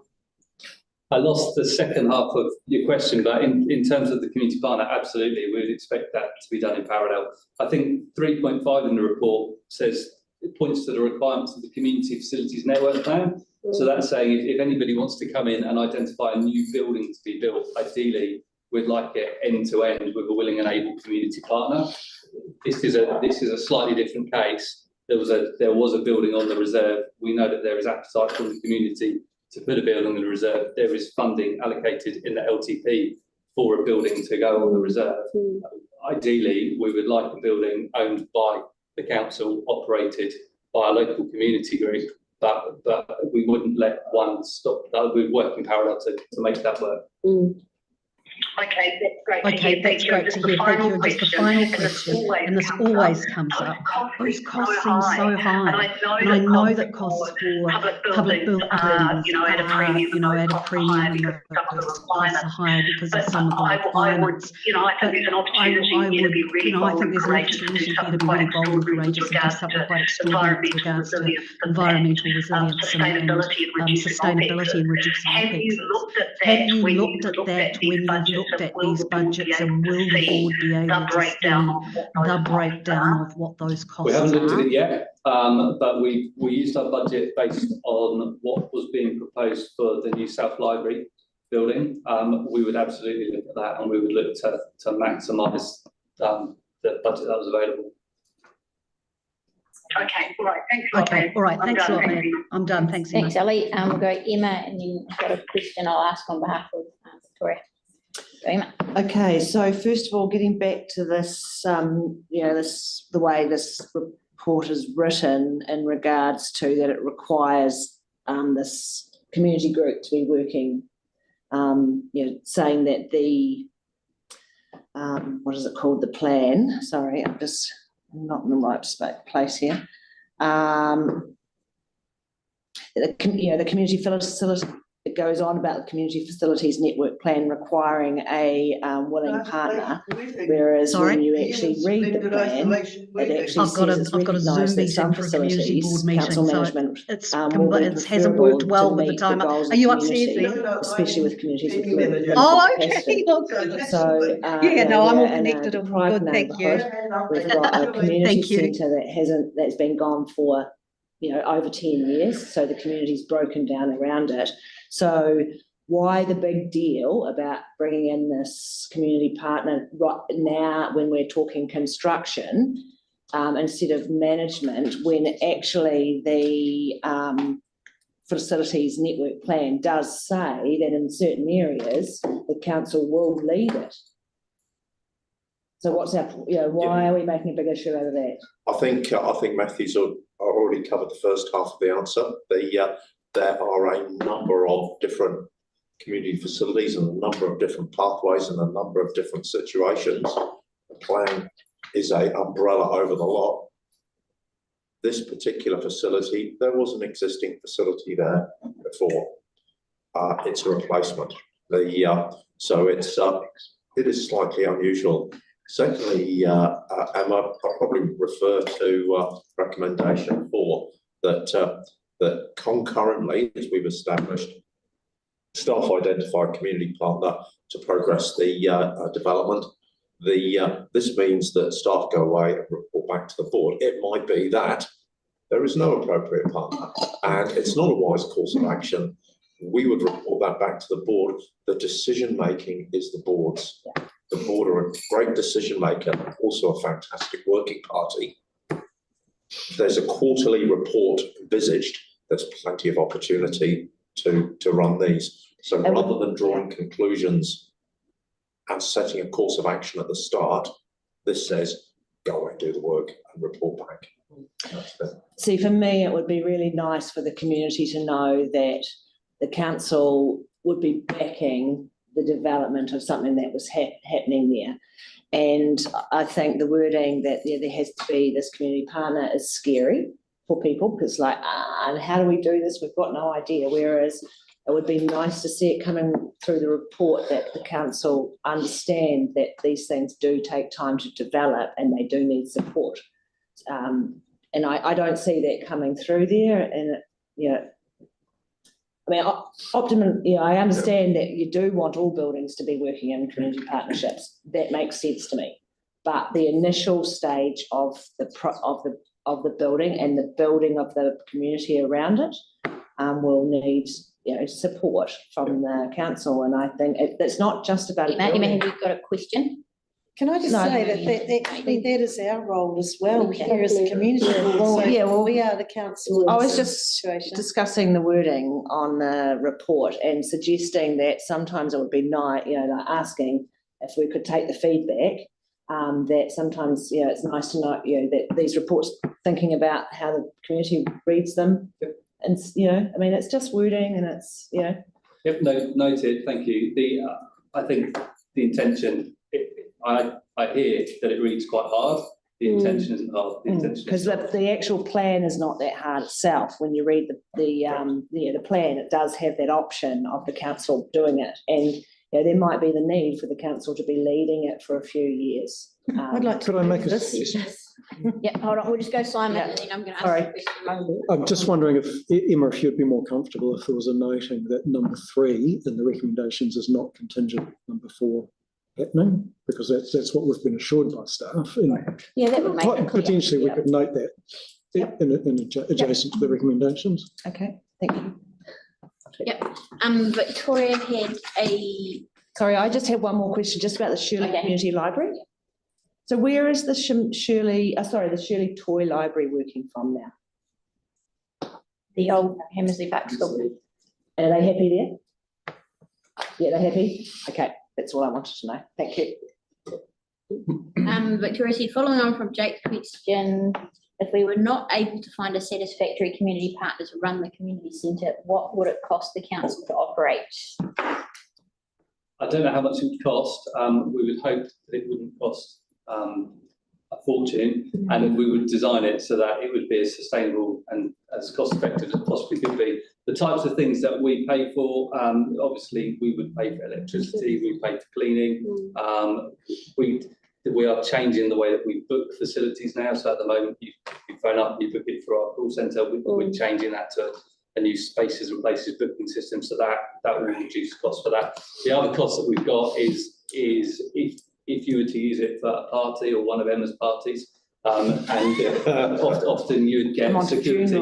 Yeah, you'd get security guards called out for the end of it. So they would come out and because they're not staff operated, they come around and they do the check and they make sure things. So there's a security card fee which usually gets passed on to the user. So there's those types of things to cover. That's good. Great, well answered. Thank you. Okay, John, question? Yeah, I do, thanks. Just further to this discussion on council-owned and operated by the people, it's really, it resonates. But in areas of high deprivation, it's really hard putting together a posse. There'll be half a dozen people who have the skills, but people are time poor and can be money poor. So people are just really busy making ends meet. So an example of, sorry, you were going to ask me a question. I interrupted. My apologies. No, that's okay. You've got to answer. My question was what sort of capability development, I guess, and support, those sorts of supports could be attached to this from whatever team.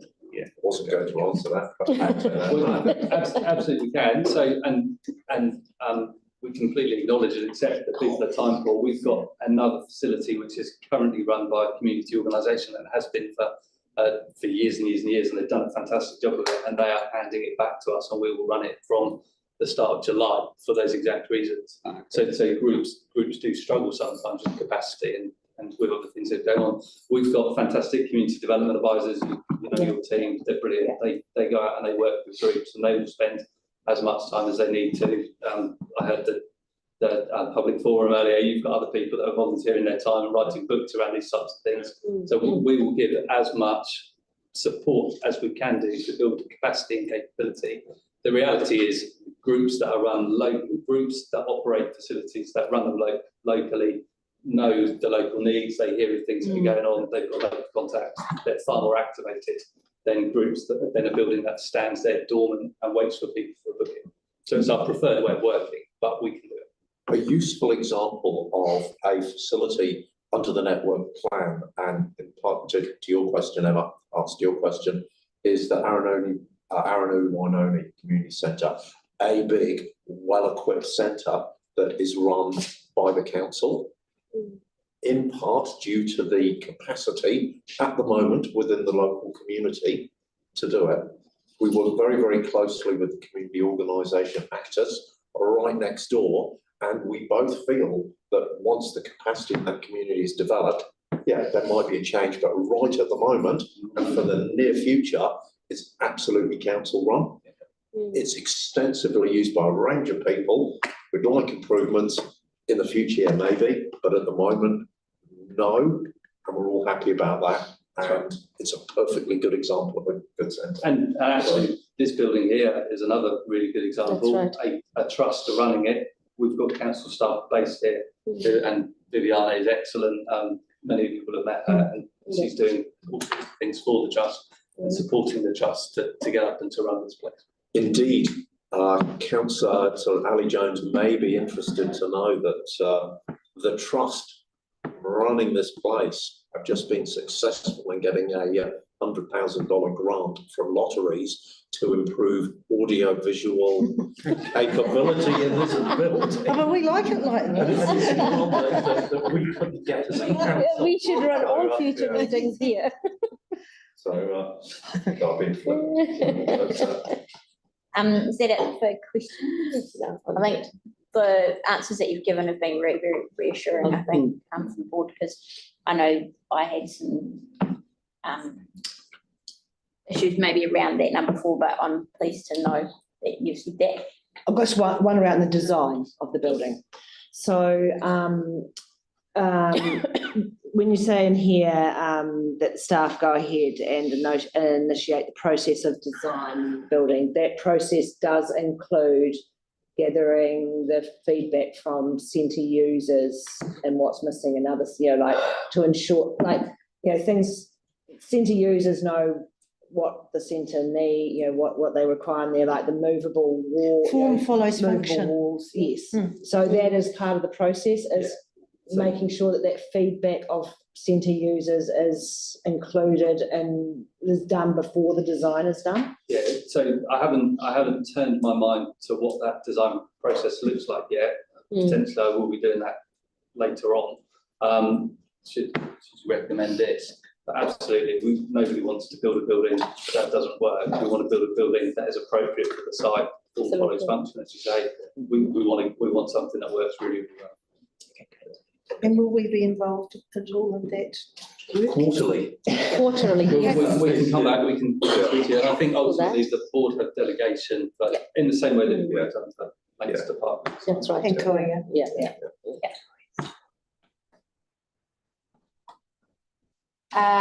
Victoria's got another question about the Reserve Act status. Given this has been a live discussion for many years, surely this must have been flagged by staff with clarification and advice already. And I think we have been given that advice. The proposed facility on the site is consistent with its designation. Absolutely. So we go with the staff recommendation today, nothing needs to change with the reserve status. Okay, so that's it for questions.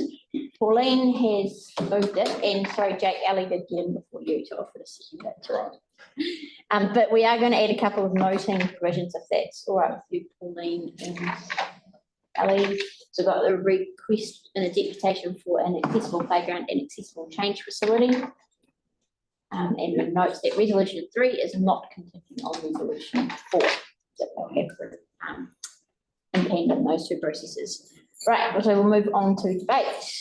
Pauline, you go first. Well, look, this is an incredibly exciting resolution to be voting on today. And as you can tell, probably I will support it. This has been a long time coming, and there's a lot of projects, and one comes to mind is the Edgeware Pool. That's takes a long time sometimes, but I have a philosophy that all things tend to happen in the right time when they're meant to. And I think things will fall into place quite nicely with this centre. And I love the way that we managed to hold on to the land. We've got that green space working. We've had a really good look at this area. The engagement with the community has been a really neat thing to do, and there will be a lot more of that happening, and that also activates communities when you've got an exciting project happening. So having a building of some sort, yet to be determined, form will follow function, and our involvement in that I'm really looking forward to. So this is an incredibly exciting day today for us and for the community. It's just wonderful. That's me, short and sweet. Nice. Anyone else want to speak to it? Ali does. Ali. One moment. Hold on, it's been called. Find a friend.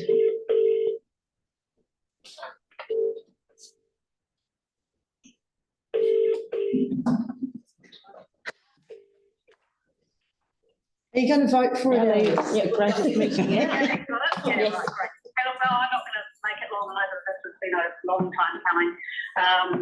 I think there are a couple of things I think we need to be, and I'm really pleased we've done that, noted that issue with recommendation 3 not contingent on recommendation 4, because the key here is we've got to get on with it and we've got to do this. What I do want to see happen though is that the building is a building for the future, that it is environmentally sustainable and resilient. I think solar needs to be looked at. I think water harvesting needs to be looked at. It needs to cost as little as possible to run, and also I think for the money, 400 square metres is not enough. So either it needs to be slightly larger if at all possible, or certainly that budget needs to come down.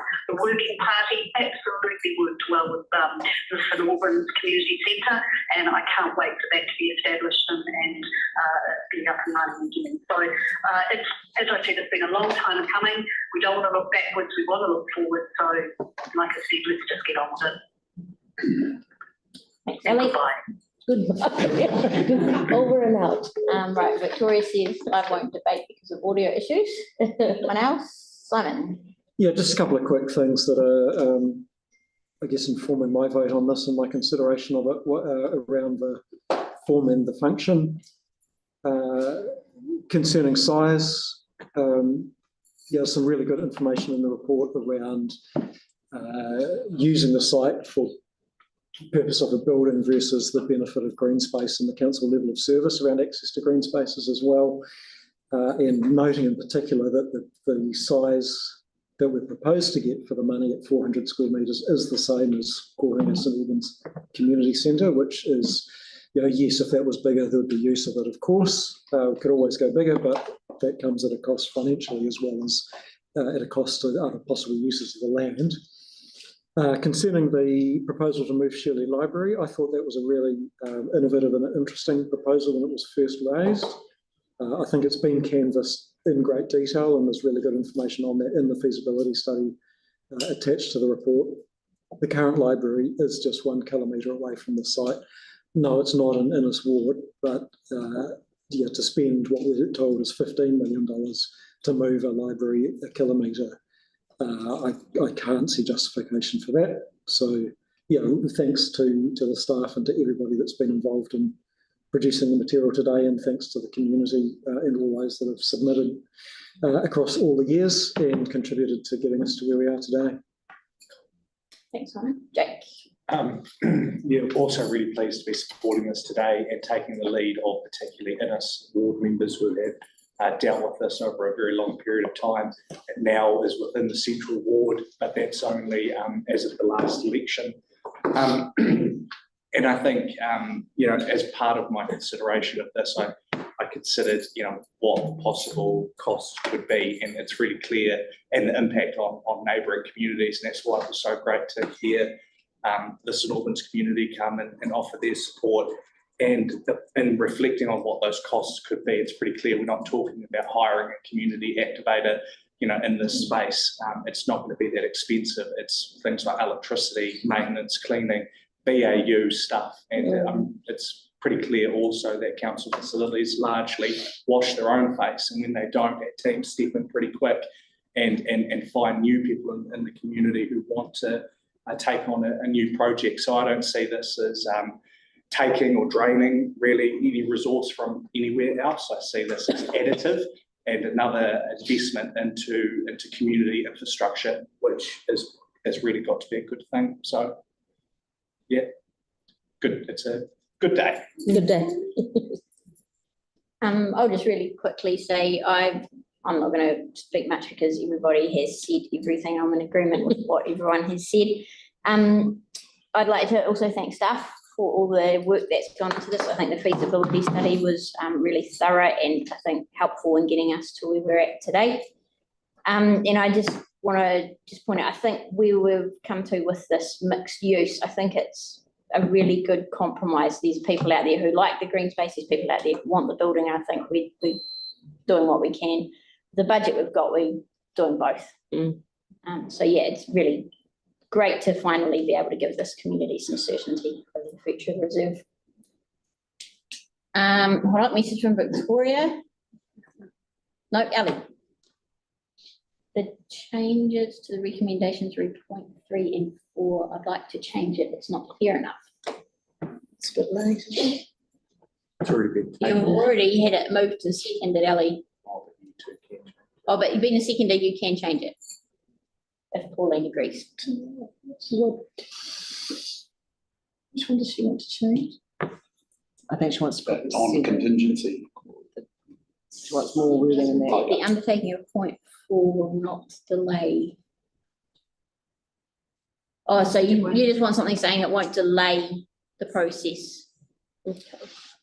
Resolution 3 is not contingent on resolution 4 and above and will not delay the project. And will not delay. Is that okay? Okay, great. Oh, not delayed. Will not delay the Will. It's going on. Right, is that good, Ali? Okay. I'd just like to say one thing. Like, as you all know, I have been involved in St Albans Community Centre for over 20 years. And the time when so the centre was there before the earthquakes, then we lost it for 10 years and then we got it back. And I can remember like the excitement of the groups that had been involved in the centre beforehand when they came back into that centre and it was just alive. And it's so exciting to sit here today. So, like those groups that have been waiting for 10 years for a local space and things like that, they can start growing their excitement. And I'm got it in my heart that we'll have groups that'll come out of the woodwork, look, early on, and this will be a great success. So, yeah, it's really exciting. And can I just close to just fill in a couple of omissions that I omitted, and that was I don't think I gave staff enough congratulations on the work on this, because I know it hasn't been an easy report to write. It's the beginning of a project and we're pushing the go button. Thank you, John, for all your work, and Matt and Stacey for getting out there with the people, and everyone else who's been involved in it. It's been a very, really connecting into the community project, into a community that needs this attention and will thrive on it. So once again, thanks very much. Great, thanks, Pauline. Right, we'll put that motion. All those in favour? Aye. Aye. And yes, that is carried.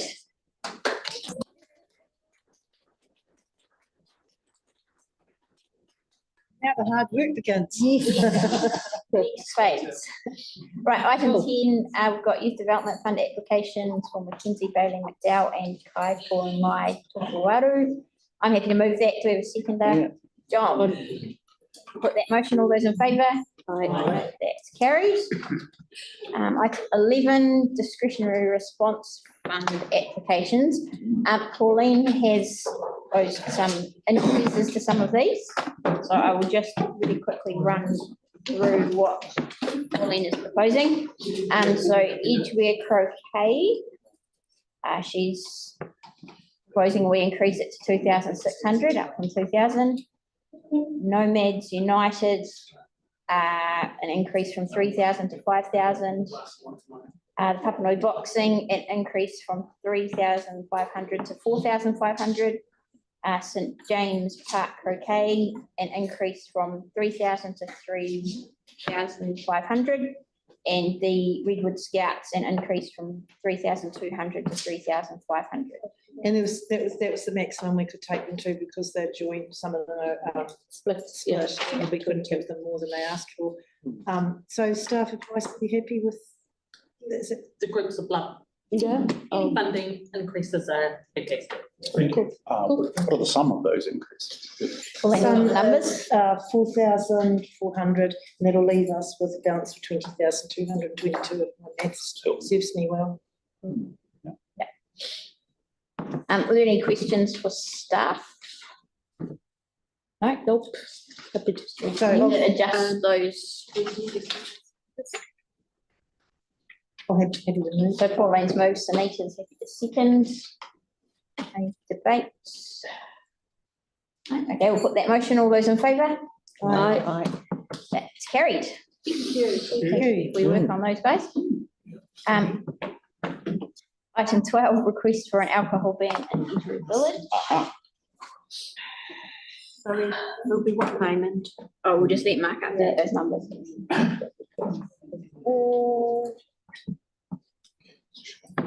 So obviously there is a couple of supplementary documents to assess, the confidential one from the police. There's the staff information too. Do we not have any, do we have staff for this? Mark's report. Oh, okay. Hi.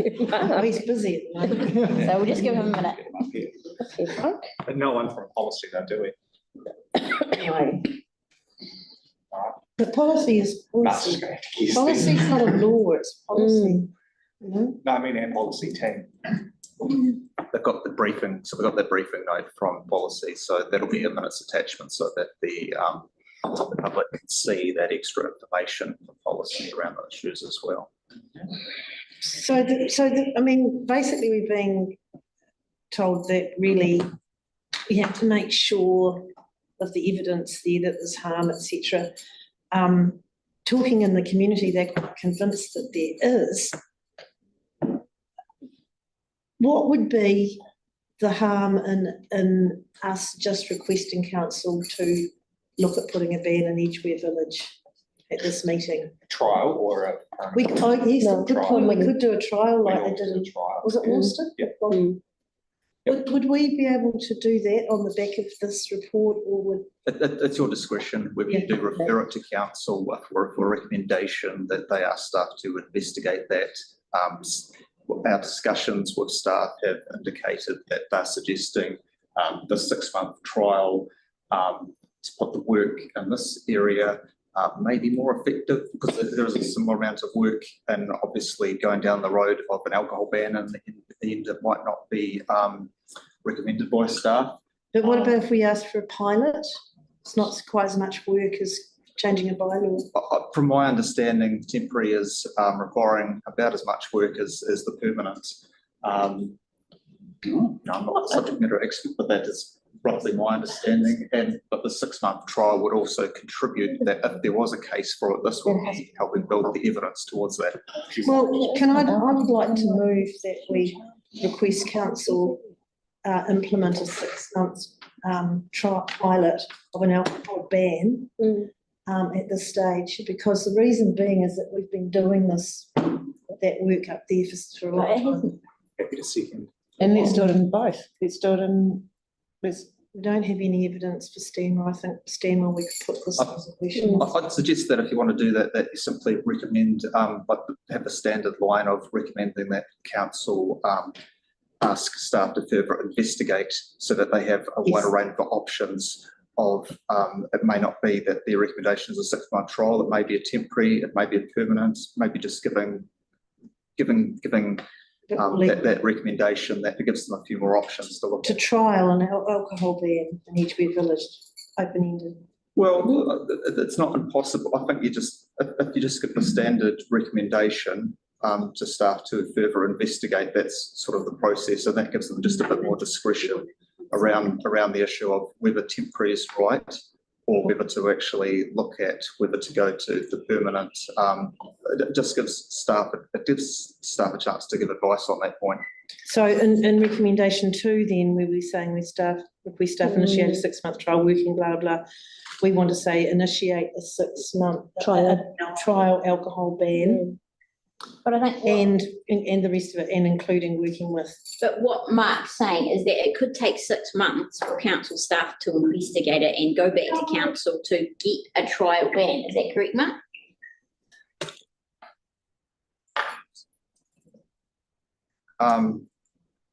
Yeah, it's similar timeframes really for doing those investigations versus doing this, and this might actually work out that you're better working out the solution through that partnership work, whereas in that 6 months nothing will happen. I may be overspeaking, but this is my rough understanding that at that end point they'll be able to take something to council with the evidence saying yay or nay, and it might point to nay, whereas the benefit here is that there might be, preliminary indications from my take on it are that this would be effective in the meantime, perhaps most effective. And then if it's not, we could still go down that track. We've got more proof that this hasn't worked and that an alcohol ban would be worth trying. And you probably built a better case for the evidence for a potential alcohol ban. But we are risking for that harm to actually happen in the 6 months. No, I think you're better off in this circumstance because partnership work, from my understanding, should happen straight away. So you could actually have good effect straight away. Can I jump in? Yes, Pauline, I agree with what you said, and I would back you. If you were going to put a motion up for basically set up a trial, I would go, yes, absolutely, I agree with that 100%. What's frustrating here is I'm just sick of meeting and talking about it. And I think going back to staff to get options is just a complete and utter waste of time. Put a trial in place. We will have the proof and evidence from that trial because we will know whether things improved in Edgeware. So I think we should just stop mucking around, and I like what you suggested, and I respect that if you put it forward. It is a decision, so that's why following the standard process, the recommendation to council would be, as is shown in black there below, staff to invest, because the board doesn't have the delegation to be. No, that's right. But we want to say request staff investigate a trial ban. Yeah, we can put. Why would you include it as an trial? item. Hold on. In other words, request council implement a 6-month trial alcohol ban in the Edgeware Village in or out of order. Yeah. And Hang on. That's, from my take, that's limiting. If you're asking to request that staff investigate just the temporary, they really need the scope to be able to present back and investigate the full options. Well, no, because they'll Instigate. they'll come back on the temporary, and probably the advice will be, we're not sure if this is a good idea or not, but council will still make a decision at that point. So how come And it would have been in place. I mean, it worked in Woolston quite successfully, and they got the evidence from the ban and then made it permanent. I'm personally happy just to request council implement the trial ban. If anyone wants to second or vote for it. I'll have to second that. So Ellie's got to do a second. So it's not that wording there. It's No, so it's just request council implement a 6-month trial of an alcohol ban in the Edgeware Village. Just basically but council won't implement it without staff going away and investigating it. No, But this we can is change the that. same that was. This is the same that was happened in the Woolston one. I'm Yeah. sure I copied it from there, and that's what triggered the temporary. So this process still triggers exactly what happened in Woolston. Sorry, what I don't understand is that we've already got people coming to the board. We know that there's harm happening. We see what's happening. There's intimidation. People are feeling frightened. What on earth is staff looking at for that? That's going on. And I think Stanmore's reason we're worse. looking at it is I because think they Stanmore's worse, so whatever we do, we need to do for both. They want to make sure there's an evidential basis before implementing a bylaw, but that presumes that someone's likely to take a judicial review, which I think is extremely unlikely, and they're being awfully officious. We should just get straight to the point and take the risk, because there's no risk. So can we say, request staff investigate and implement a trial alcohol ban for Edgware Village? And then I'd like to move that. Well, if you want to move that, absolutely. I won't resist that. I just felt that this is the stronger and gives them staff more options, but I won't. Request staff investigate and implement a trial alcohol ban for Edgware Village. I don't know. How long does the investigation going to take? Streets, do we? I Don't know, Ellie. Surrounding streets. It's just the Edgware Village. Is that what you like? We have to know how long. Want rid of the surrounding street? You just take them out, it's just Edgware Village.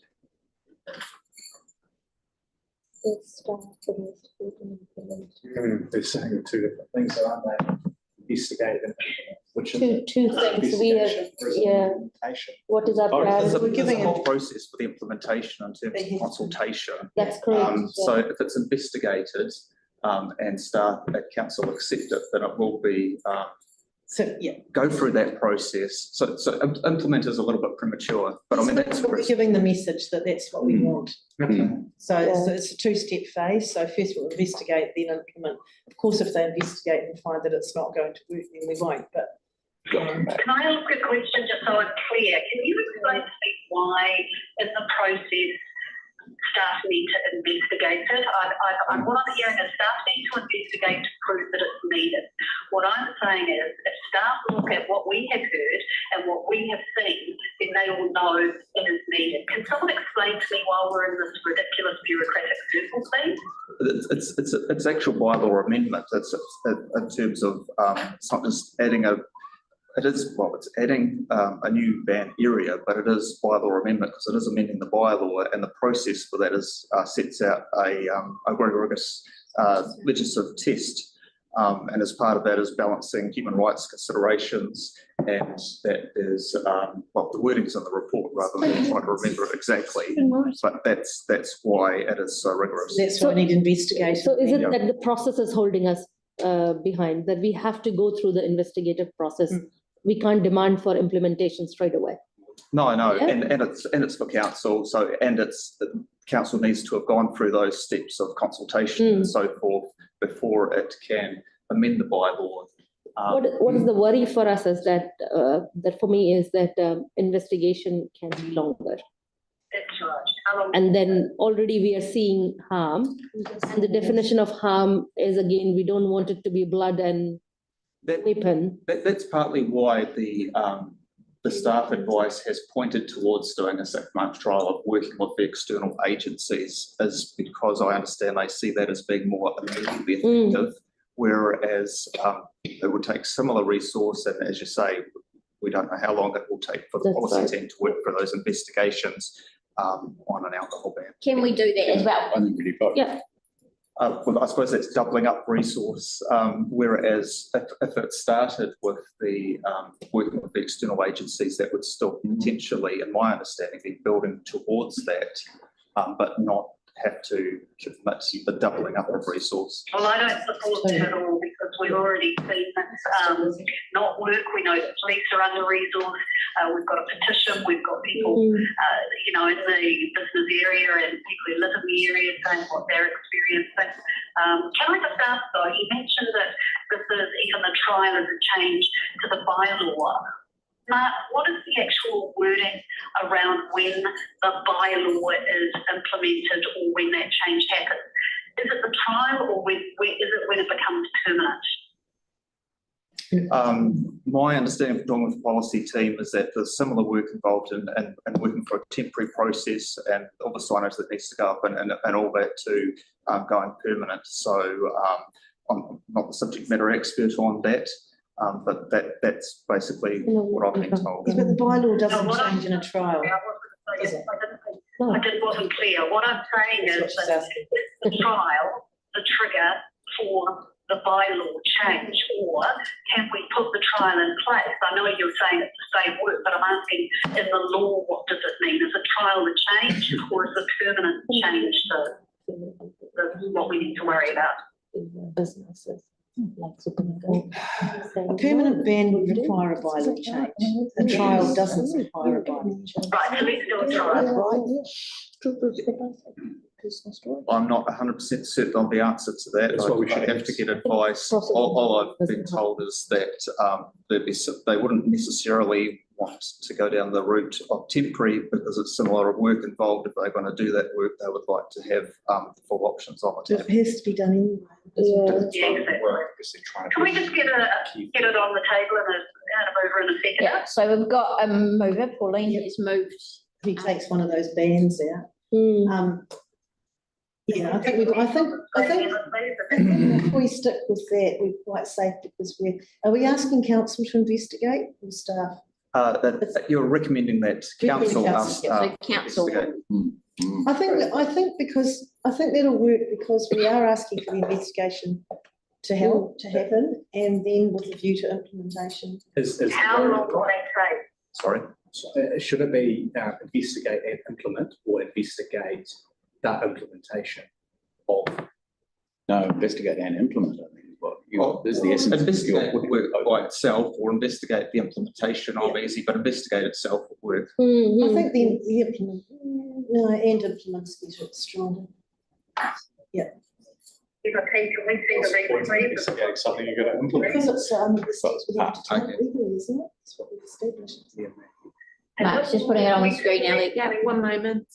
I'll just figure that out. What are we looking into, another 6 months? And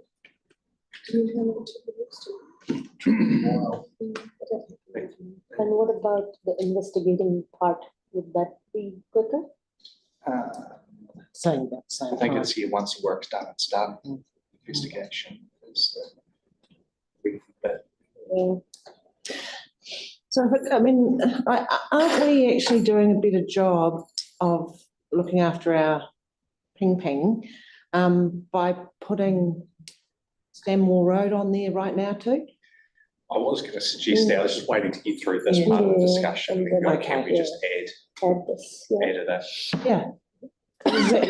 We're just going to ask Mark about whether, I know we can't make resolutions from a public forum presentation, can we? I think it'd be, I had discussed with the policy team, and it's because it's an evidence-based process, it's really fair to the different matters and appropriate that they get separate treatment, and you haven't had a report on Stanmore Road, and getting a report gives a chance for exercise that we've been through with Edgeware and to give individual treatment rather than saying that they're all the same, because they're not, and one may have a different and clearer case, and it gets, and from a process point of view, I would suggest not also, because it's just not part of the report that you've got in front of you. But what about the fact Richmond said that they had been, they'd been through the process in 21 or something or other? It came to our board, I don't think. Do you remember seeing this? No. I remember that it was Central Ward then, wasn't it? We went involved. Talking about Stanmore Road. I definitely remember people coming to the board and talking about the community centre, the art place, and how they couldn't use it at night because it was too dangerous. And can you remember all of that? Oh, you may be thinking of the southern part of Stanmore Road. They haven't even really started the process. It's a different neighbourhood, same issue, different. Yeah, same. They've got the same. It already has. We've got one there, yeah. and it's been pretty Oh, is there an alcohol ban that's further down? Southern half. Okay. Stanmore Road. I still have a Okay. question. Yeah, go ahead. I'm just not quite satisfied yet that why is it that we can't, if all we're doing is requesting an investigation, and yes, we're putting in the word implementation because we're saying that's what we actually want, but all we're actually doing is asking staff to investigate, or asking council to ask staff to investigate. Given that that's all we're doing, why can we not also ask council to, at the same time, investigate a different area, being Stanmore Road in Richmond, when it's just looking into it? Why do we need a whole separate report to look at a whole separate area? I agree. I think if you did, I'll be able to, I don't doubt at the moment they'll be able to turn it around for the next meeting, and that would mean that there might be some more particular information about Stanmore Road issues in the paper that would go through to council to more fairly inform council of the matter and considering whether to accept the recommendations.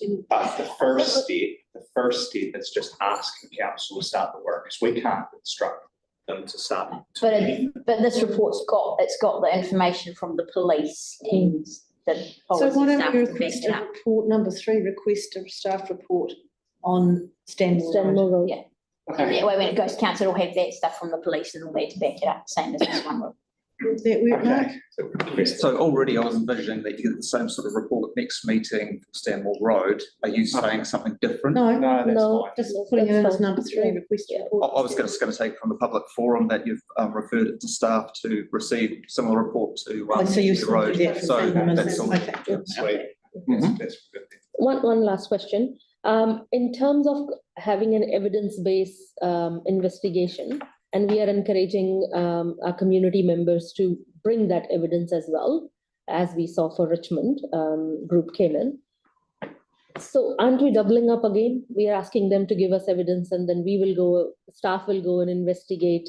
So I'm trying to understand the process here. Oh, sorry, do you mean between the two areas? Same area. Let's take Richmond, for example. So what I'm saying is, even with Edgware, community has given us evidence, and now we are saying staff to collect evidence.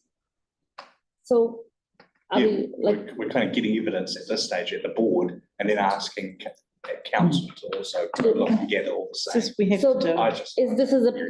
This is how it works. Yeah. That's what I'm asking in a plain language. Yeah, and it's good raw helpful evidence that you've got from the community at this stage. When it goes, if council accepts and it goes through to policy, it's similar to like what you see from police. They're putting their particular lens and assessment over against the legislative test. Yeah, but I'm just seeing a risk here that we are undermining our community because they are giving us evidence, and then we go and again investigate it.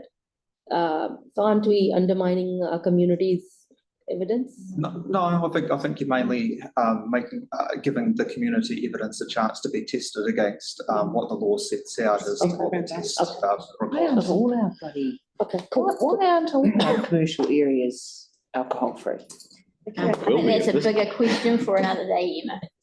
Why don't we put that on there and ask the council? I mean, because again, the council make a want to deputation save and ask the money. council when it Right, comes up. we're gonna. We want them to go to a different board area, Emma. Yeah, Ellie's question. We want the beggars to go to another board Can I area. ask Send a the question? offenders. I'm still uncomfortable that there is a very open timeframe around the request for staff investigation. That's right. Is there any way we can add that Urgent. investigation needs to be zippy? I mean, to me, if that investigation is going to take 4 months to finish it, I think that undermines our community, and I think it also overnight, we would like you. Time goes, so if you can do a timeframe on that. Why doesn't the board chair ask council to be timely about it when you go and present? Yep, And we yep, could present as possibly- part A. We'll Yep. seek to amend it and put in a time frame. Yeah. Okay, right, thank you. Yeah, good idea, Jack. Let's move on. Right, so Pauline moved it. I'll take it up. I had Jake see. Jake already seconded. I thought someone had, yeah. Lost in the chaos. Right, so debate. We want this implemented. Yep. Simon? Yeah, I don't think this is a good decision-making process, and I'm disappointed that the original staff recommendation isn't at least included alongside the requests here. it's unclear to me, and we haven't had a clear answer on the mechanism to implement a trial ban. I'm just having a look at the council agenda from 2022 when the Woolston ban was first implemented. It followed public consultation, so I'm imagining that there'll be a period of public consultation required here if this was to go through. So there's going to be a bit of time taken with this. And whereas the staff recommendations, if they were included or if they were supported instead, would potentially can be mobilised immediately and are also focused on the cause rather than on a symptom. So yeah, I'm unlikely to support this today, but I haven't heard any other debate yet. Thank you, Simon. I am on the same page as Simon. That's why I asked about the original number 2 recommendation being included, because I don't think we should be sitting back and waiting for this to go through council and be investigated when there is something there that we could get happening straight away that would benefit the Edgware Village. So I don't think I'll be supporting this today because, yeah, as I say, I think we should be looking at that other 6-month trial of review with external agencies to address the underlying issues causing the problem. Anyone else, Pauline? Yeah, look, and I fully appreciate those comments from both of you. I just feel that actually, being familiar with the area, I think this is a valid request. I think we've covered the grounds by asking for further investigation before implementation. And there will be consultation, and absolutely will be consultation before a trial, and that will also be a very valuable piece of work. I think that we're just actually accelerating this process by putting this resolution up. We'll just get there a bit quicker than we would have just doing another 6 months of work in there. Look, the police have been called regularly there. They've already got the evidence. I think this is just when it gets to council, it will highlight even higher the problem that's just growing and growing in the city, and not just our city, it's everywhere. And we're going to need to find some tools somehow to deal with this. I don't know what they are. An alcohol ban is not going to solve it. No. It's not a cure-all, but it will give, it's just another tool. So I just think there's no harm in actually trying to accelerate this forward. The people have asked for it. They've done some work themselves. They've told us the stories. We know they're getting very stressed out. And I know firsthand there's been several incidents of personal violence in the supermarket and in the car park, and it's quite frightening. I've actually witnessed one myself. So the evidence is there, the harm is happening, and I just think this, please support the motion, because it will actually get something done a little bit quicker, hopefully. John? Yeah, this is difficult. I have, in my experience, alcohol bans are somewhat effective, but they're not the total solution. In this case, I'm quite supportive of the alcohol ban because alcohol, from what we've heard back from the community, is the issue here. It's a drinking issue, by and large. There'll be other issues too, but it's a drinking issue. So it will be helpful, but it won't solve it. It won't solve it alone. And so whilst I'm supportive of accelerating this alcohol ban, I'm disappointed about the loss of the original recommendation too. Because also in my experience, involving those external agencies and getting them out of buildings onto the street and working with the people and creating the off-ramps for these guys is a longer term effect. A better result comes out of that than just the alcohol ban, which is part of it. So I have mixed feelings about that because, and I was late to realise that the original item 2 has fallen off, but because of that, I don't feel supportive of the blunt alcohol ban motion alone. So Emma, just on that comment, we don't have to take 2 out completely. We could include 2 in the recommendation, from requesting staff to work with external agencies to help. But I could suggest that. Can we move it? I think. Well, the mover can. Yeah. Oh, sorry. Yeah, Yeah. you're right. That would not be a part of it. That would be part C. We have the delegation to do that part, don't we? Any concerns? I think it's to. Because as we've said, concerned about the resourcing. I'm concerned about resourcing. Yeah. Is it the same people there? No. No, because if we put a trial in, that will be led with John Slaughter, who deals with safety from the Metro. He will lead with Stacey supporting. and we'll be working with the mission and we'll be working with police.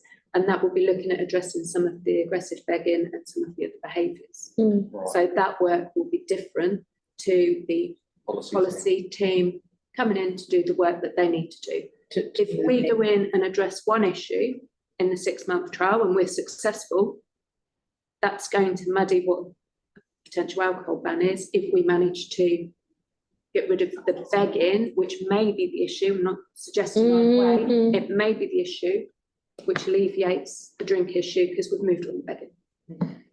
And potentially it would be the same situation for Stanmore Road, and we would take the same approach. That would be working with our external agencies, partnering up and doing the same thing. So the two things would happen in parallel, right? Like you guys would be trying this approach, policy would be investigating. Well, notice they'll muddy the. It's the situation would be changing. The situation they're investigating is hopefully going to change. It's hopefully going to change because we've done the work that needs to be. Right, and could that not be reflected when the investigation was complete? Look, we started this and it wasn't looking, it was a problem, and then by the end of it, we saw signs that it was improving. Now we recommend you don't need an alcohol ban. But then that's a lot of work from a policy team perspective to be told at the end, actually, we've nailed it. No, but the work that you've done, you don't need to do now. I think to fix this, you're going to need both as a team going forward. So I don't have a problem rolling two in as well if you want. But otherwise I'll stick to the recommendation. That would be helpful. Well, if the mover and the seconder wants to put two in as a part C as well. Yes, I would actually. Yeah. I think it's too long to take. Yeah, we're into debate, but I'll let you ask. But there have been a lot of questions asked as well. What I don't understand, I don't debate, I've never had a lot. What I want to know is, why are you talking about partnering with the police to other agencies? This problem has been visible in all the ground here. I mean, no. So you don't need to have to be engaging with other people to get the money to assist to help. Those agencies are quite capable of one resource to walk in there and help sort this problem out without us. Where our power is putting in a child, and I would support what Pauline and Jake have put forward here. That's what our strength is and what our power is. And I'm really pleased to see that, that we're going to expedite this with an investigation, which I hope is going to succeed in. And then it's a child alcohol ban. The police are under resourced, they know the problems there, they don't come in. There are plenty of other agencies in town that are available to come in and help support people. Yes, they are nowhere, but it's not going to make any difference to us partnering with anyone. We need to do what we are able to do and do it quickly, and that is investigating into China alcohol ban. So could we put the part C in that staff we also work with external agencies to address the issues? What about just ask external agencies? That's what working with how working. Half of it, yeah. There's some words there. Yeah, the goal is council or some agent, doesn't have to be council, but someone working with the agencies. So those agencies don't talk with each other. We went through this at Linwood Village, and they're big, fat organisations, and they are good at their own work, but they don't swap business cards. By bringing them together in this fashion that's being discussed here, all of a sudden you get this I'm fine with cross-pollination. two as it stands. Then Goal. put that in. Do you want to? Is it part C? Yep. Okay. Yeah. Yep. We've just got to double up there with one. Do we need that twice under this part C and the part A? I can take it out of, I'll take it out, take it out of there. Keep the 6 months. Because the council will see, see anyway.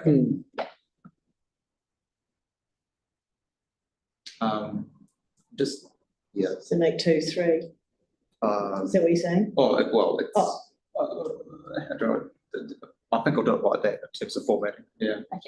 Okay, so there's what the start of that one is what we added. Yeah, when it goes through to council, they will see that as their one recommendation. Yeah. Their report.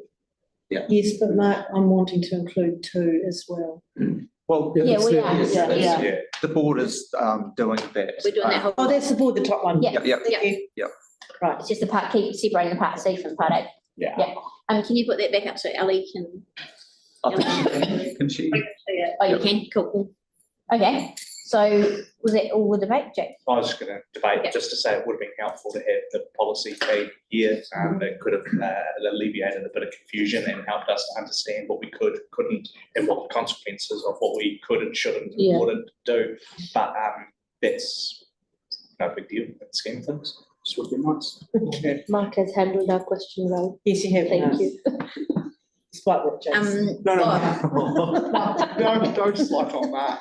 Just from Victoria, she said, I won't debate. It's not good decision-making process. I will abstain on item 12 because I haven't had my questions asked. I can't hear Ali's input because of feedback and cannot effectively take part in the discussion. Oh, okay. So it's a shame. Sorry about that, Victoria. Right, so we've got them over in a second and we'll put that motion. All those in favour? Right. Yes. Sorry, hang on a second, you don't put it part A and part B together? Yes. Yep.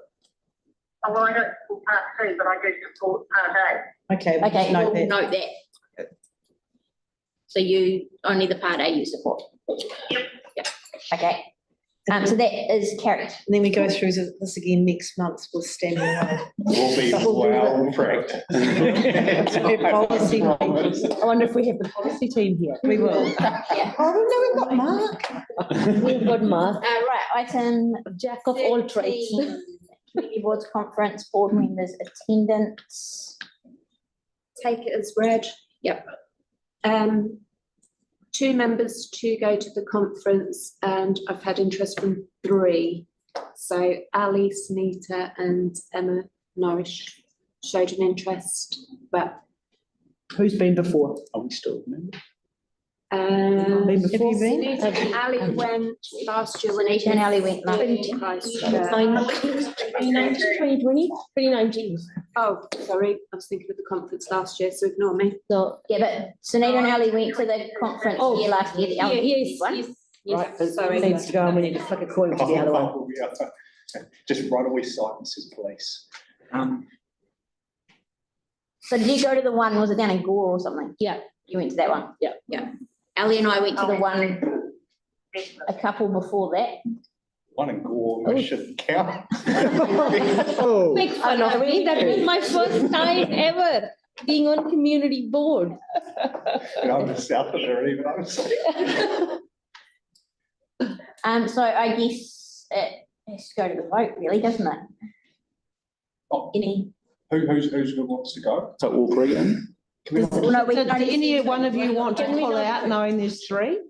Do any one of you want to, that sort of went, oh yeah, I'll do it, and then like knowing there's 3 don't want to? No, I'm really keen. I'm waiting for myself to come up to the one here at Wellington, so I'd like to go to the other one. You're already there. Yeah, okay. How much does it? Yeah, I'm really keen as well. I've been to a couple in the past before the last one, and I've found them really valuable. I'd like to go again. I've only been to full one once. So that's my I say bet. we do some gambling. I say we just, how, yeah, paper, scissors, rocks. Flip a coin? What's stopping Why us don't you pull those down my head? Yes. Mark's good at that. Did you bring your hat? I like Mark. He's lucky. It's all right, if you want to, and. Well, that's a democratic process. It seems the fairest. Oh, It's $1,100 plus travel and accommodation. oh, is it? Delegate. That's, yeah. I'll choose what the head. So who will top and tail and the same bedroom and you can both go? Take the same seat on the plane. I don't think there's a problem. Who would like to run? Look at 3 of them, the beautiful assistants. It would just be fun. So why are we not voting? Who wasn't going? I'm not going. I'm different. How many are you choosing? 2. Are they all separate? Yeah. Okay, one. Okay, that's one. It's sometimes. And you've left one. The sorting hat. All right. You might- Voice. Hey? Yeah. Oh. Bring it up. Pulling names from the head to Oh, to conference, yeah. Sunita. Emma. Sorry, Ali, come back. Wellington.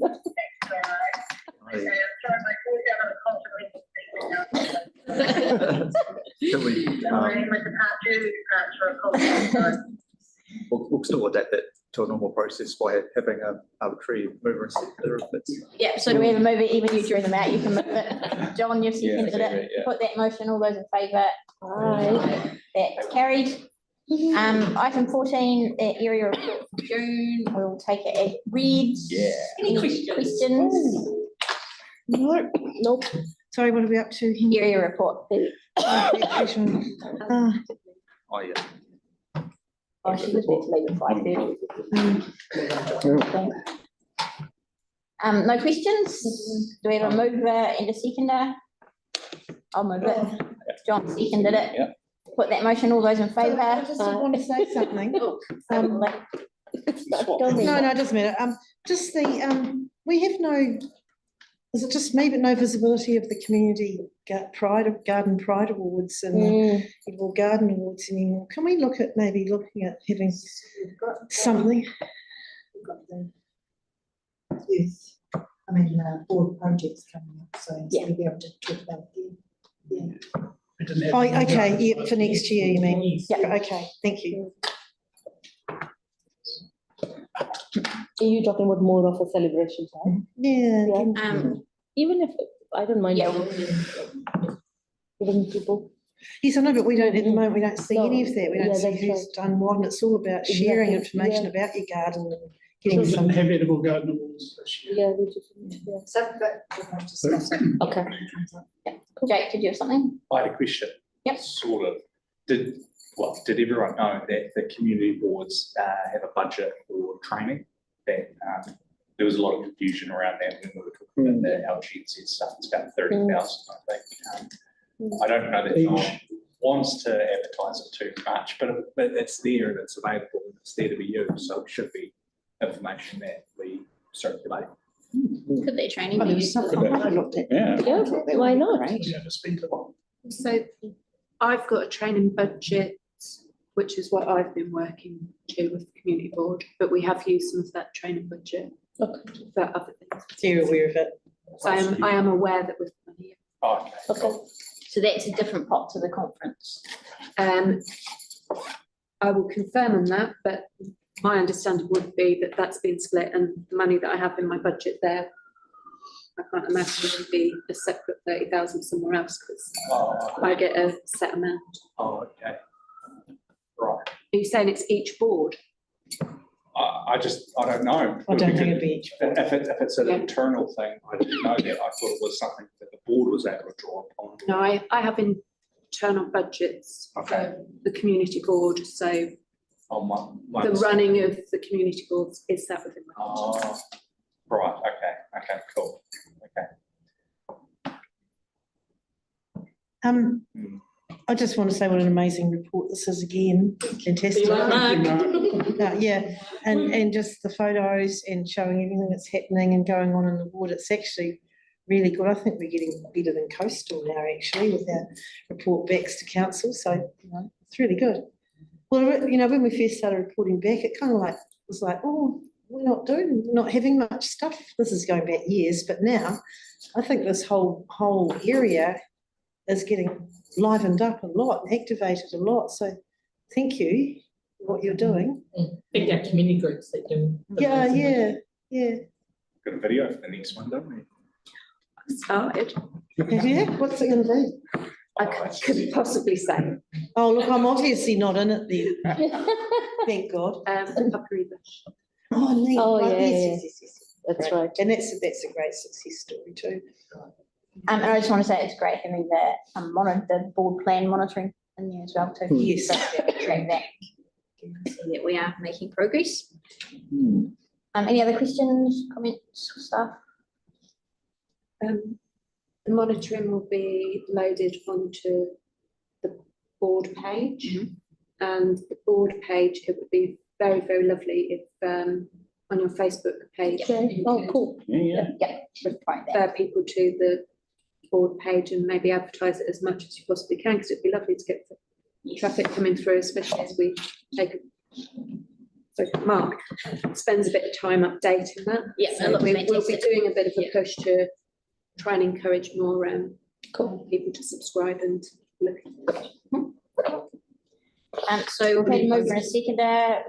That question, all in favour? Right. It's carried.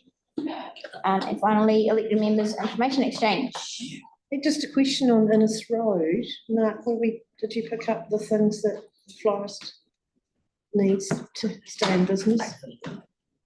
Yeah, and I think project manager was watching online, is going to, so message there that the project manager's been paying attention to these issues, so they'll be looking at that. Yeah, they're not doing anything. For them to say one tiny sign, quite a few metres away, 50 metres away. Can we do what we did for the cafe? Ristretto. We kind of went above and beyond with signage and. Yeah, they had bigger signs and it was, they had one on Warrington Street saying Ristretto open and a big arrow, because they were going out of business as well. And then trying to find some temporary parking for them. It's the time limit. Take that offline. Yeah. And if anyone needs flowers, I'm Yes. Thank you. Just a wee bit, just going back to the Holly Road presentation that we had there. I have to say I am getting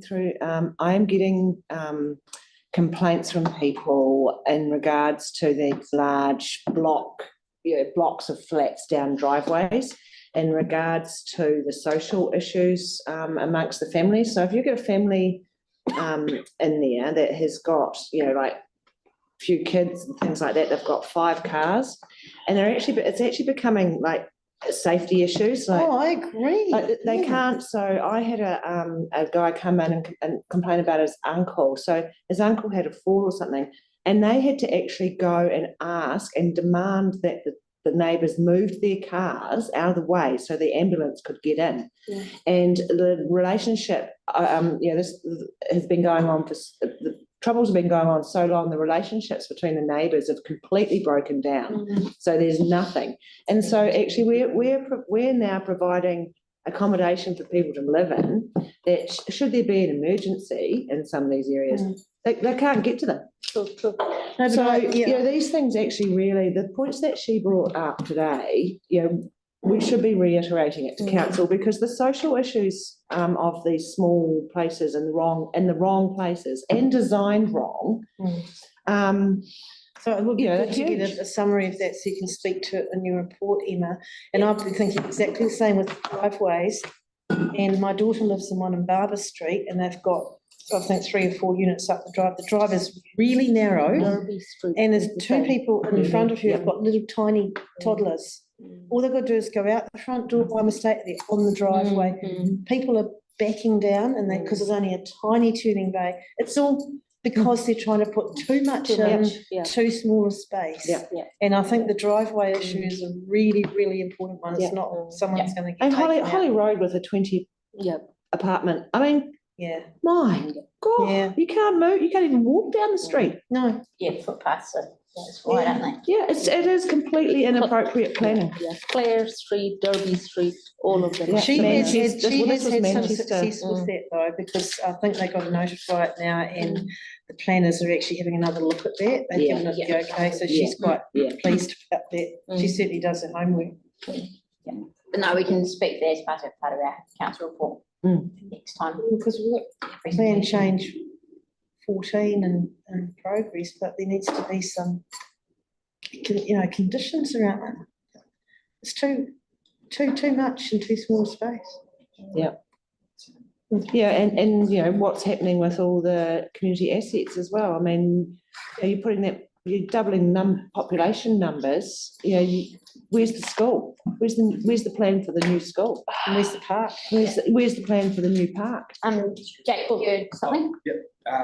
Firstly, thanks to Mark and Emma for the playground at Phillipstown Park. So getting onto that next week. So a little girl will be very happy with her newly patched up playground, some new seats.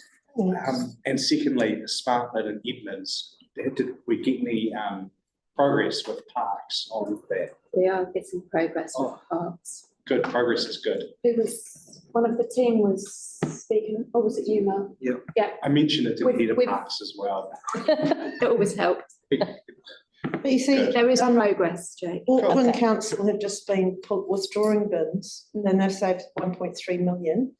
It's once again, it's the behaviour change that Probably people this- have got to take. We've already voted to put the bid in. This is about location. Yeah, So should we? I didn't vote for it. Yeah. I don't care. It's about location of the bin. Yeah, Voters yeah, can see. yeah, Bin is yeah. on the truck. But people try and take Can rubbish we home. revisit? Apparently they took one away on a dog walking track, and now what's there is a little pile, sounds like a sculpture, but it's not. A pile of little plastic bags full of doggy doo, so people have put it there anyway, even though the bin's not there. That sounds like a sculpture. Should lose their dog licence. It's irresponsible. Right, has anyone else got anything? Just one more. Simon, go first. 'cause- Yeah, mine's easy. Sure, just a quick update from me. I have been advocating since last year for the council to return to being involved in the Tuia Mayoral Mentoring Program, which matches a local rangatahi with the local mayor in a mentoring relationship, and there's a whole leadership development for that young person. That has happened this year. Well done. So Mayor Phil has started connecting with a young person who's local young person from our community who is also Ngāi so she's got the mana whenua link as well. And I'm kind of tagging in alongside it just to help that keep a bit of momentum. And as part of that, sort of on behalf of the council, I accompanied this young person to a wānanga that's part of that program last month up at Tahiki Marae, which is up in Te Arawa country, just north of Rotorua. And at some stage, I'm sure this young person would be delighted to be introduced to the community board as well. So I'll talk to them about that when I'm next catching up with them, with the support that I'm providing them too. So yeah, it's a great opportunity, and it's good to see our mayor and our council re-engaging with that, because it's something that's been dropped the last couple of years perhaps, but has been a feature of the council before. And will she do that shadowing the mayor for a day? Kind of comes down to what fits for the mayor and for her in terms of her development. Perfect. Well done. Emma. Again, just as a plaque, the historic plaque that's that we've talked about, and I just I would like to know where we got to with the historic park. That was a plaque that's sitting outside, it's for Victory School, it's sitting outside Scottish Hall. Because the St Albans History Group are looking at it at the moment, and they've been doing some investigation, and they've asked the Scottish Society and the owner of the place where the Victory School was cited originally, and so I think they've sort of got approval to actually move it, and I'm wondering where we got to as a community board over that when it came to us. I don't recall. We can maybe look. You don't recall? No, probably needs to in the email, take it offline from the information session. If an email can come through, then we could follow that up. They are in the process of Don't remember it. Cool. Just to finish up with that one, I just had a couple of things.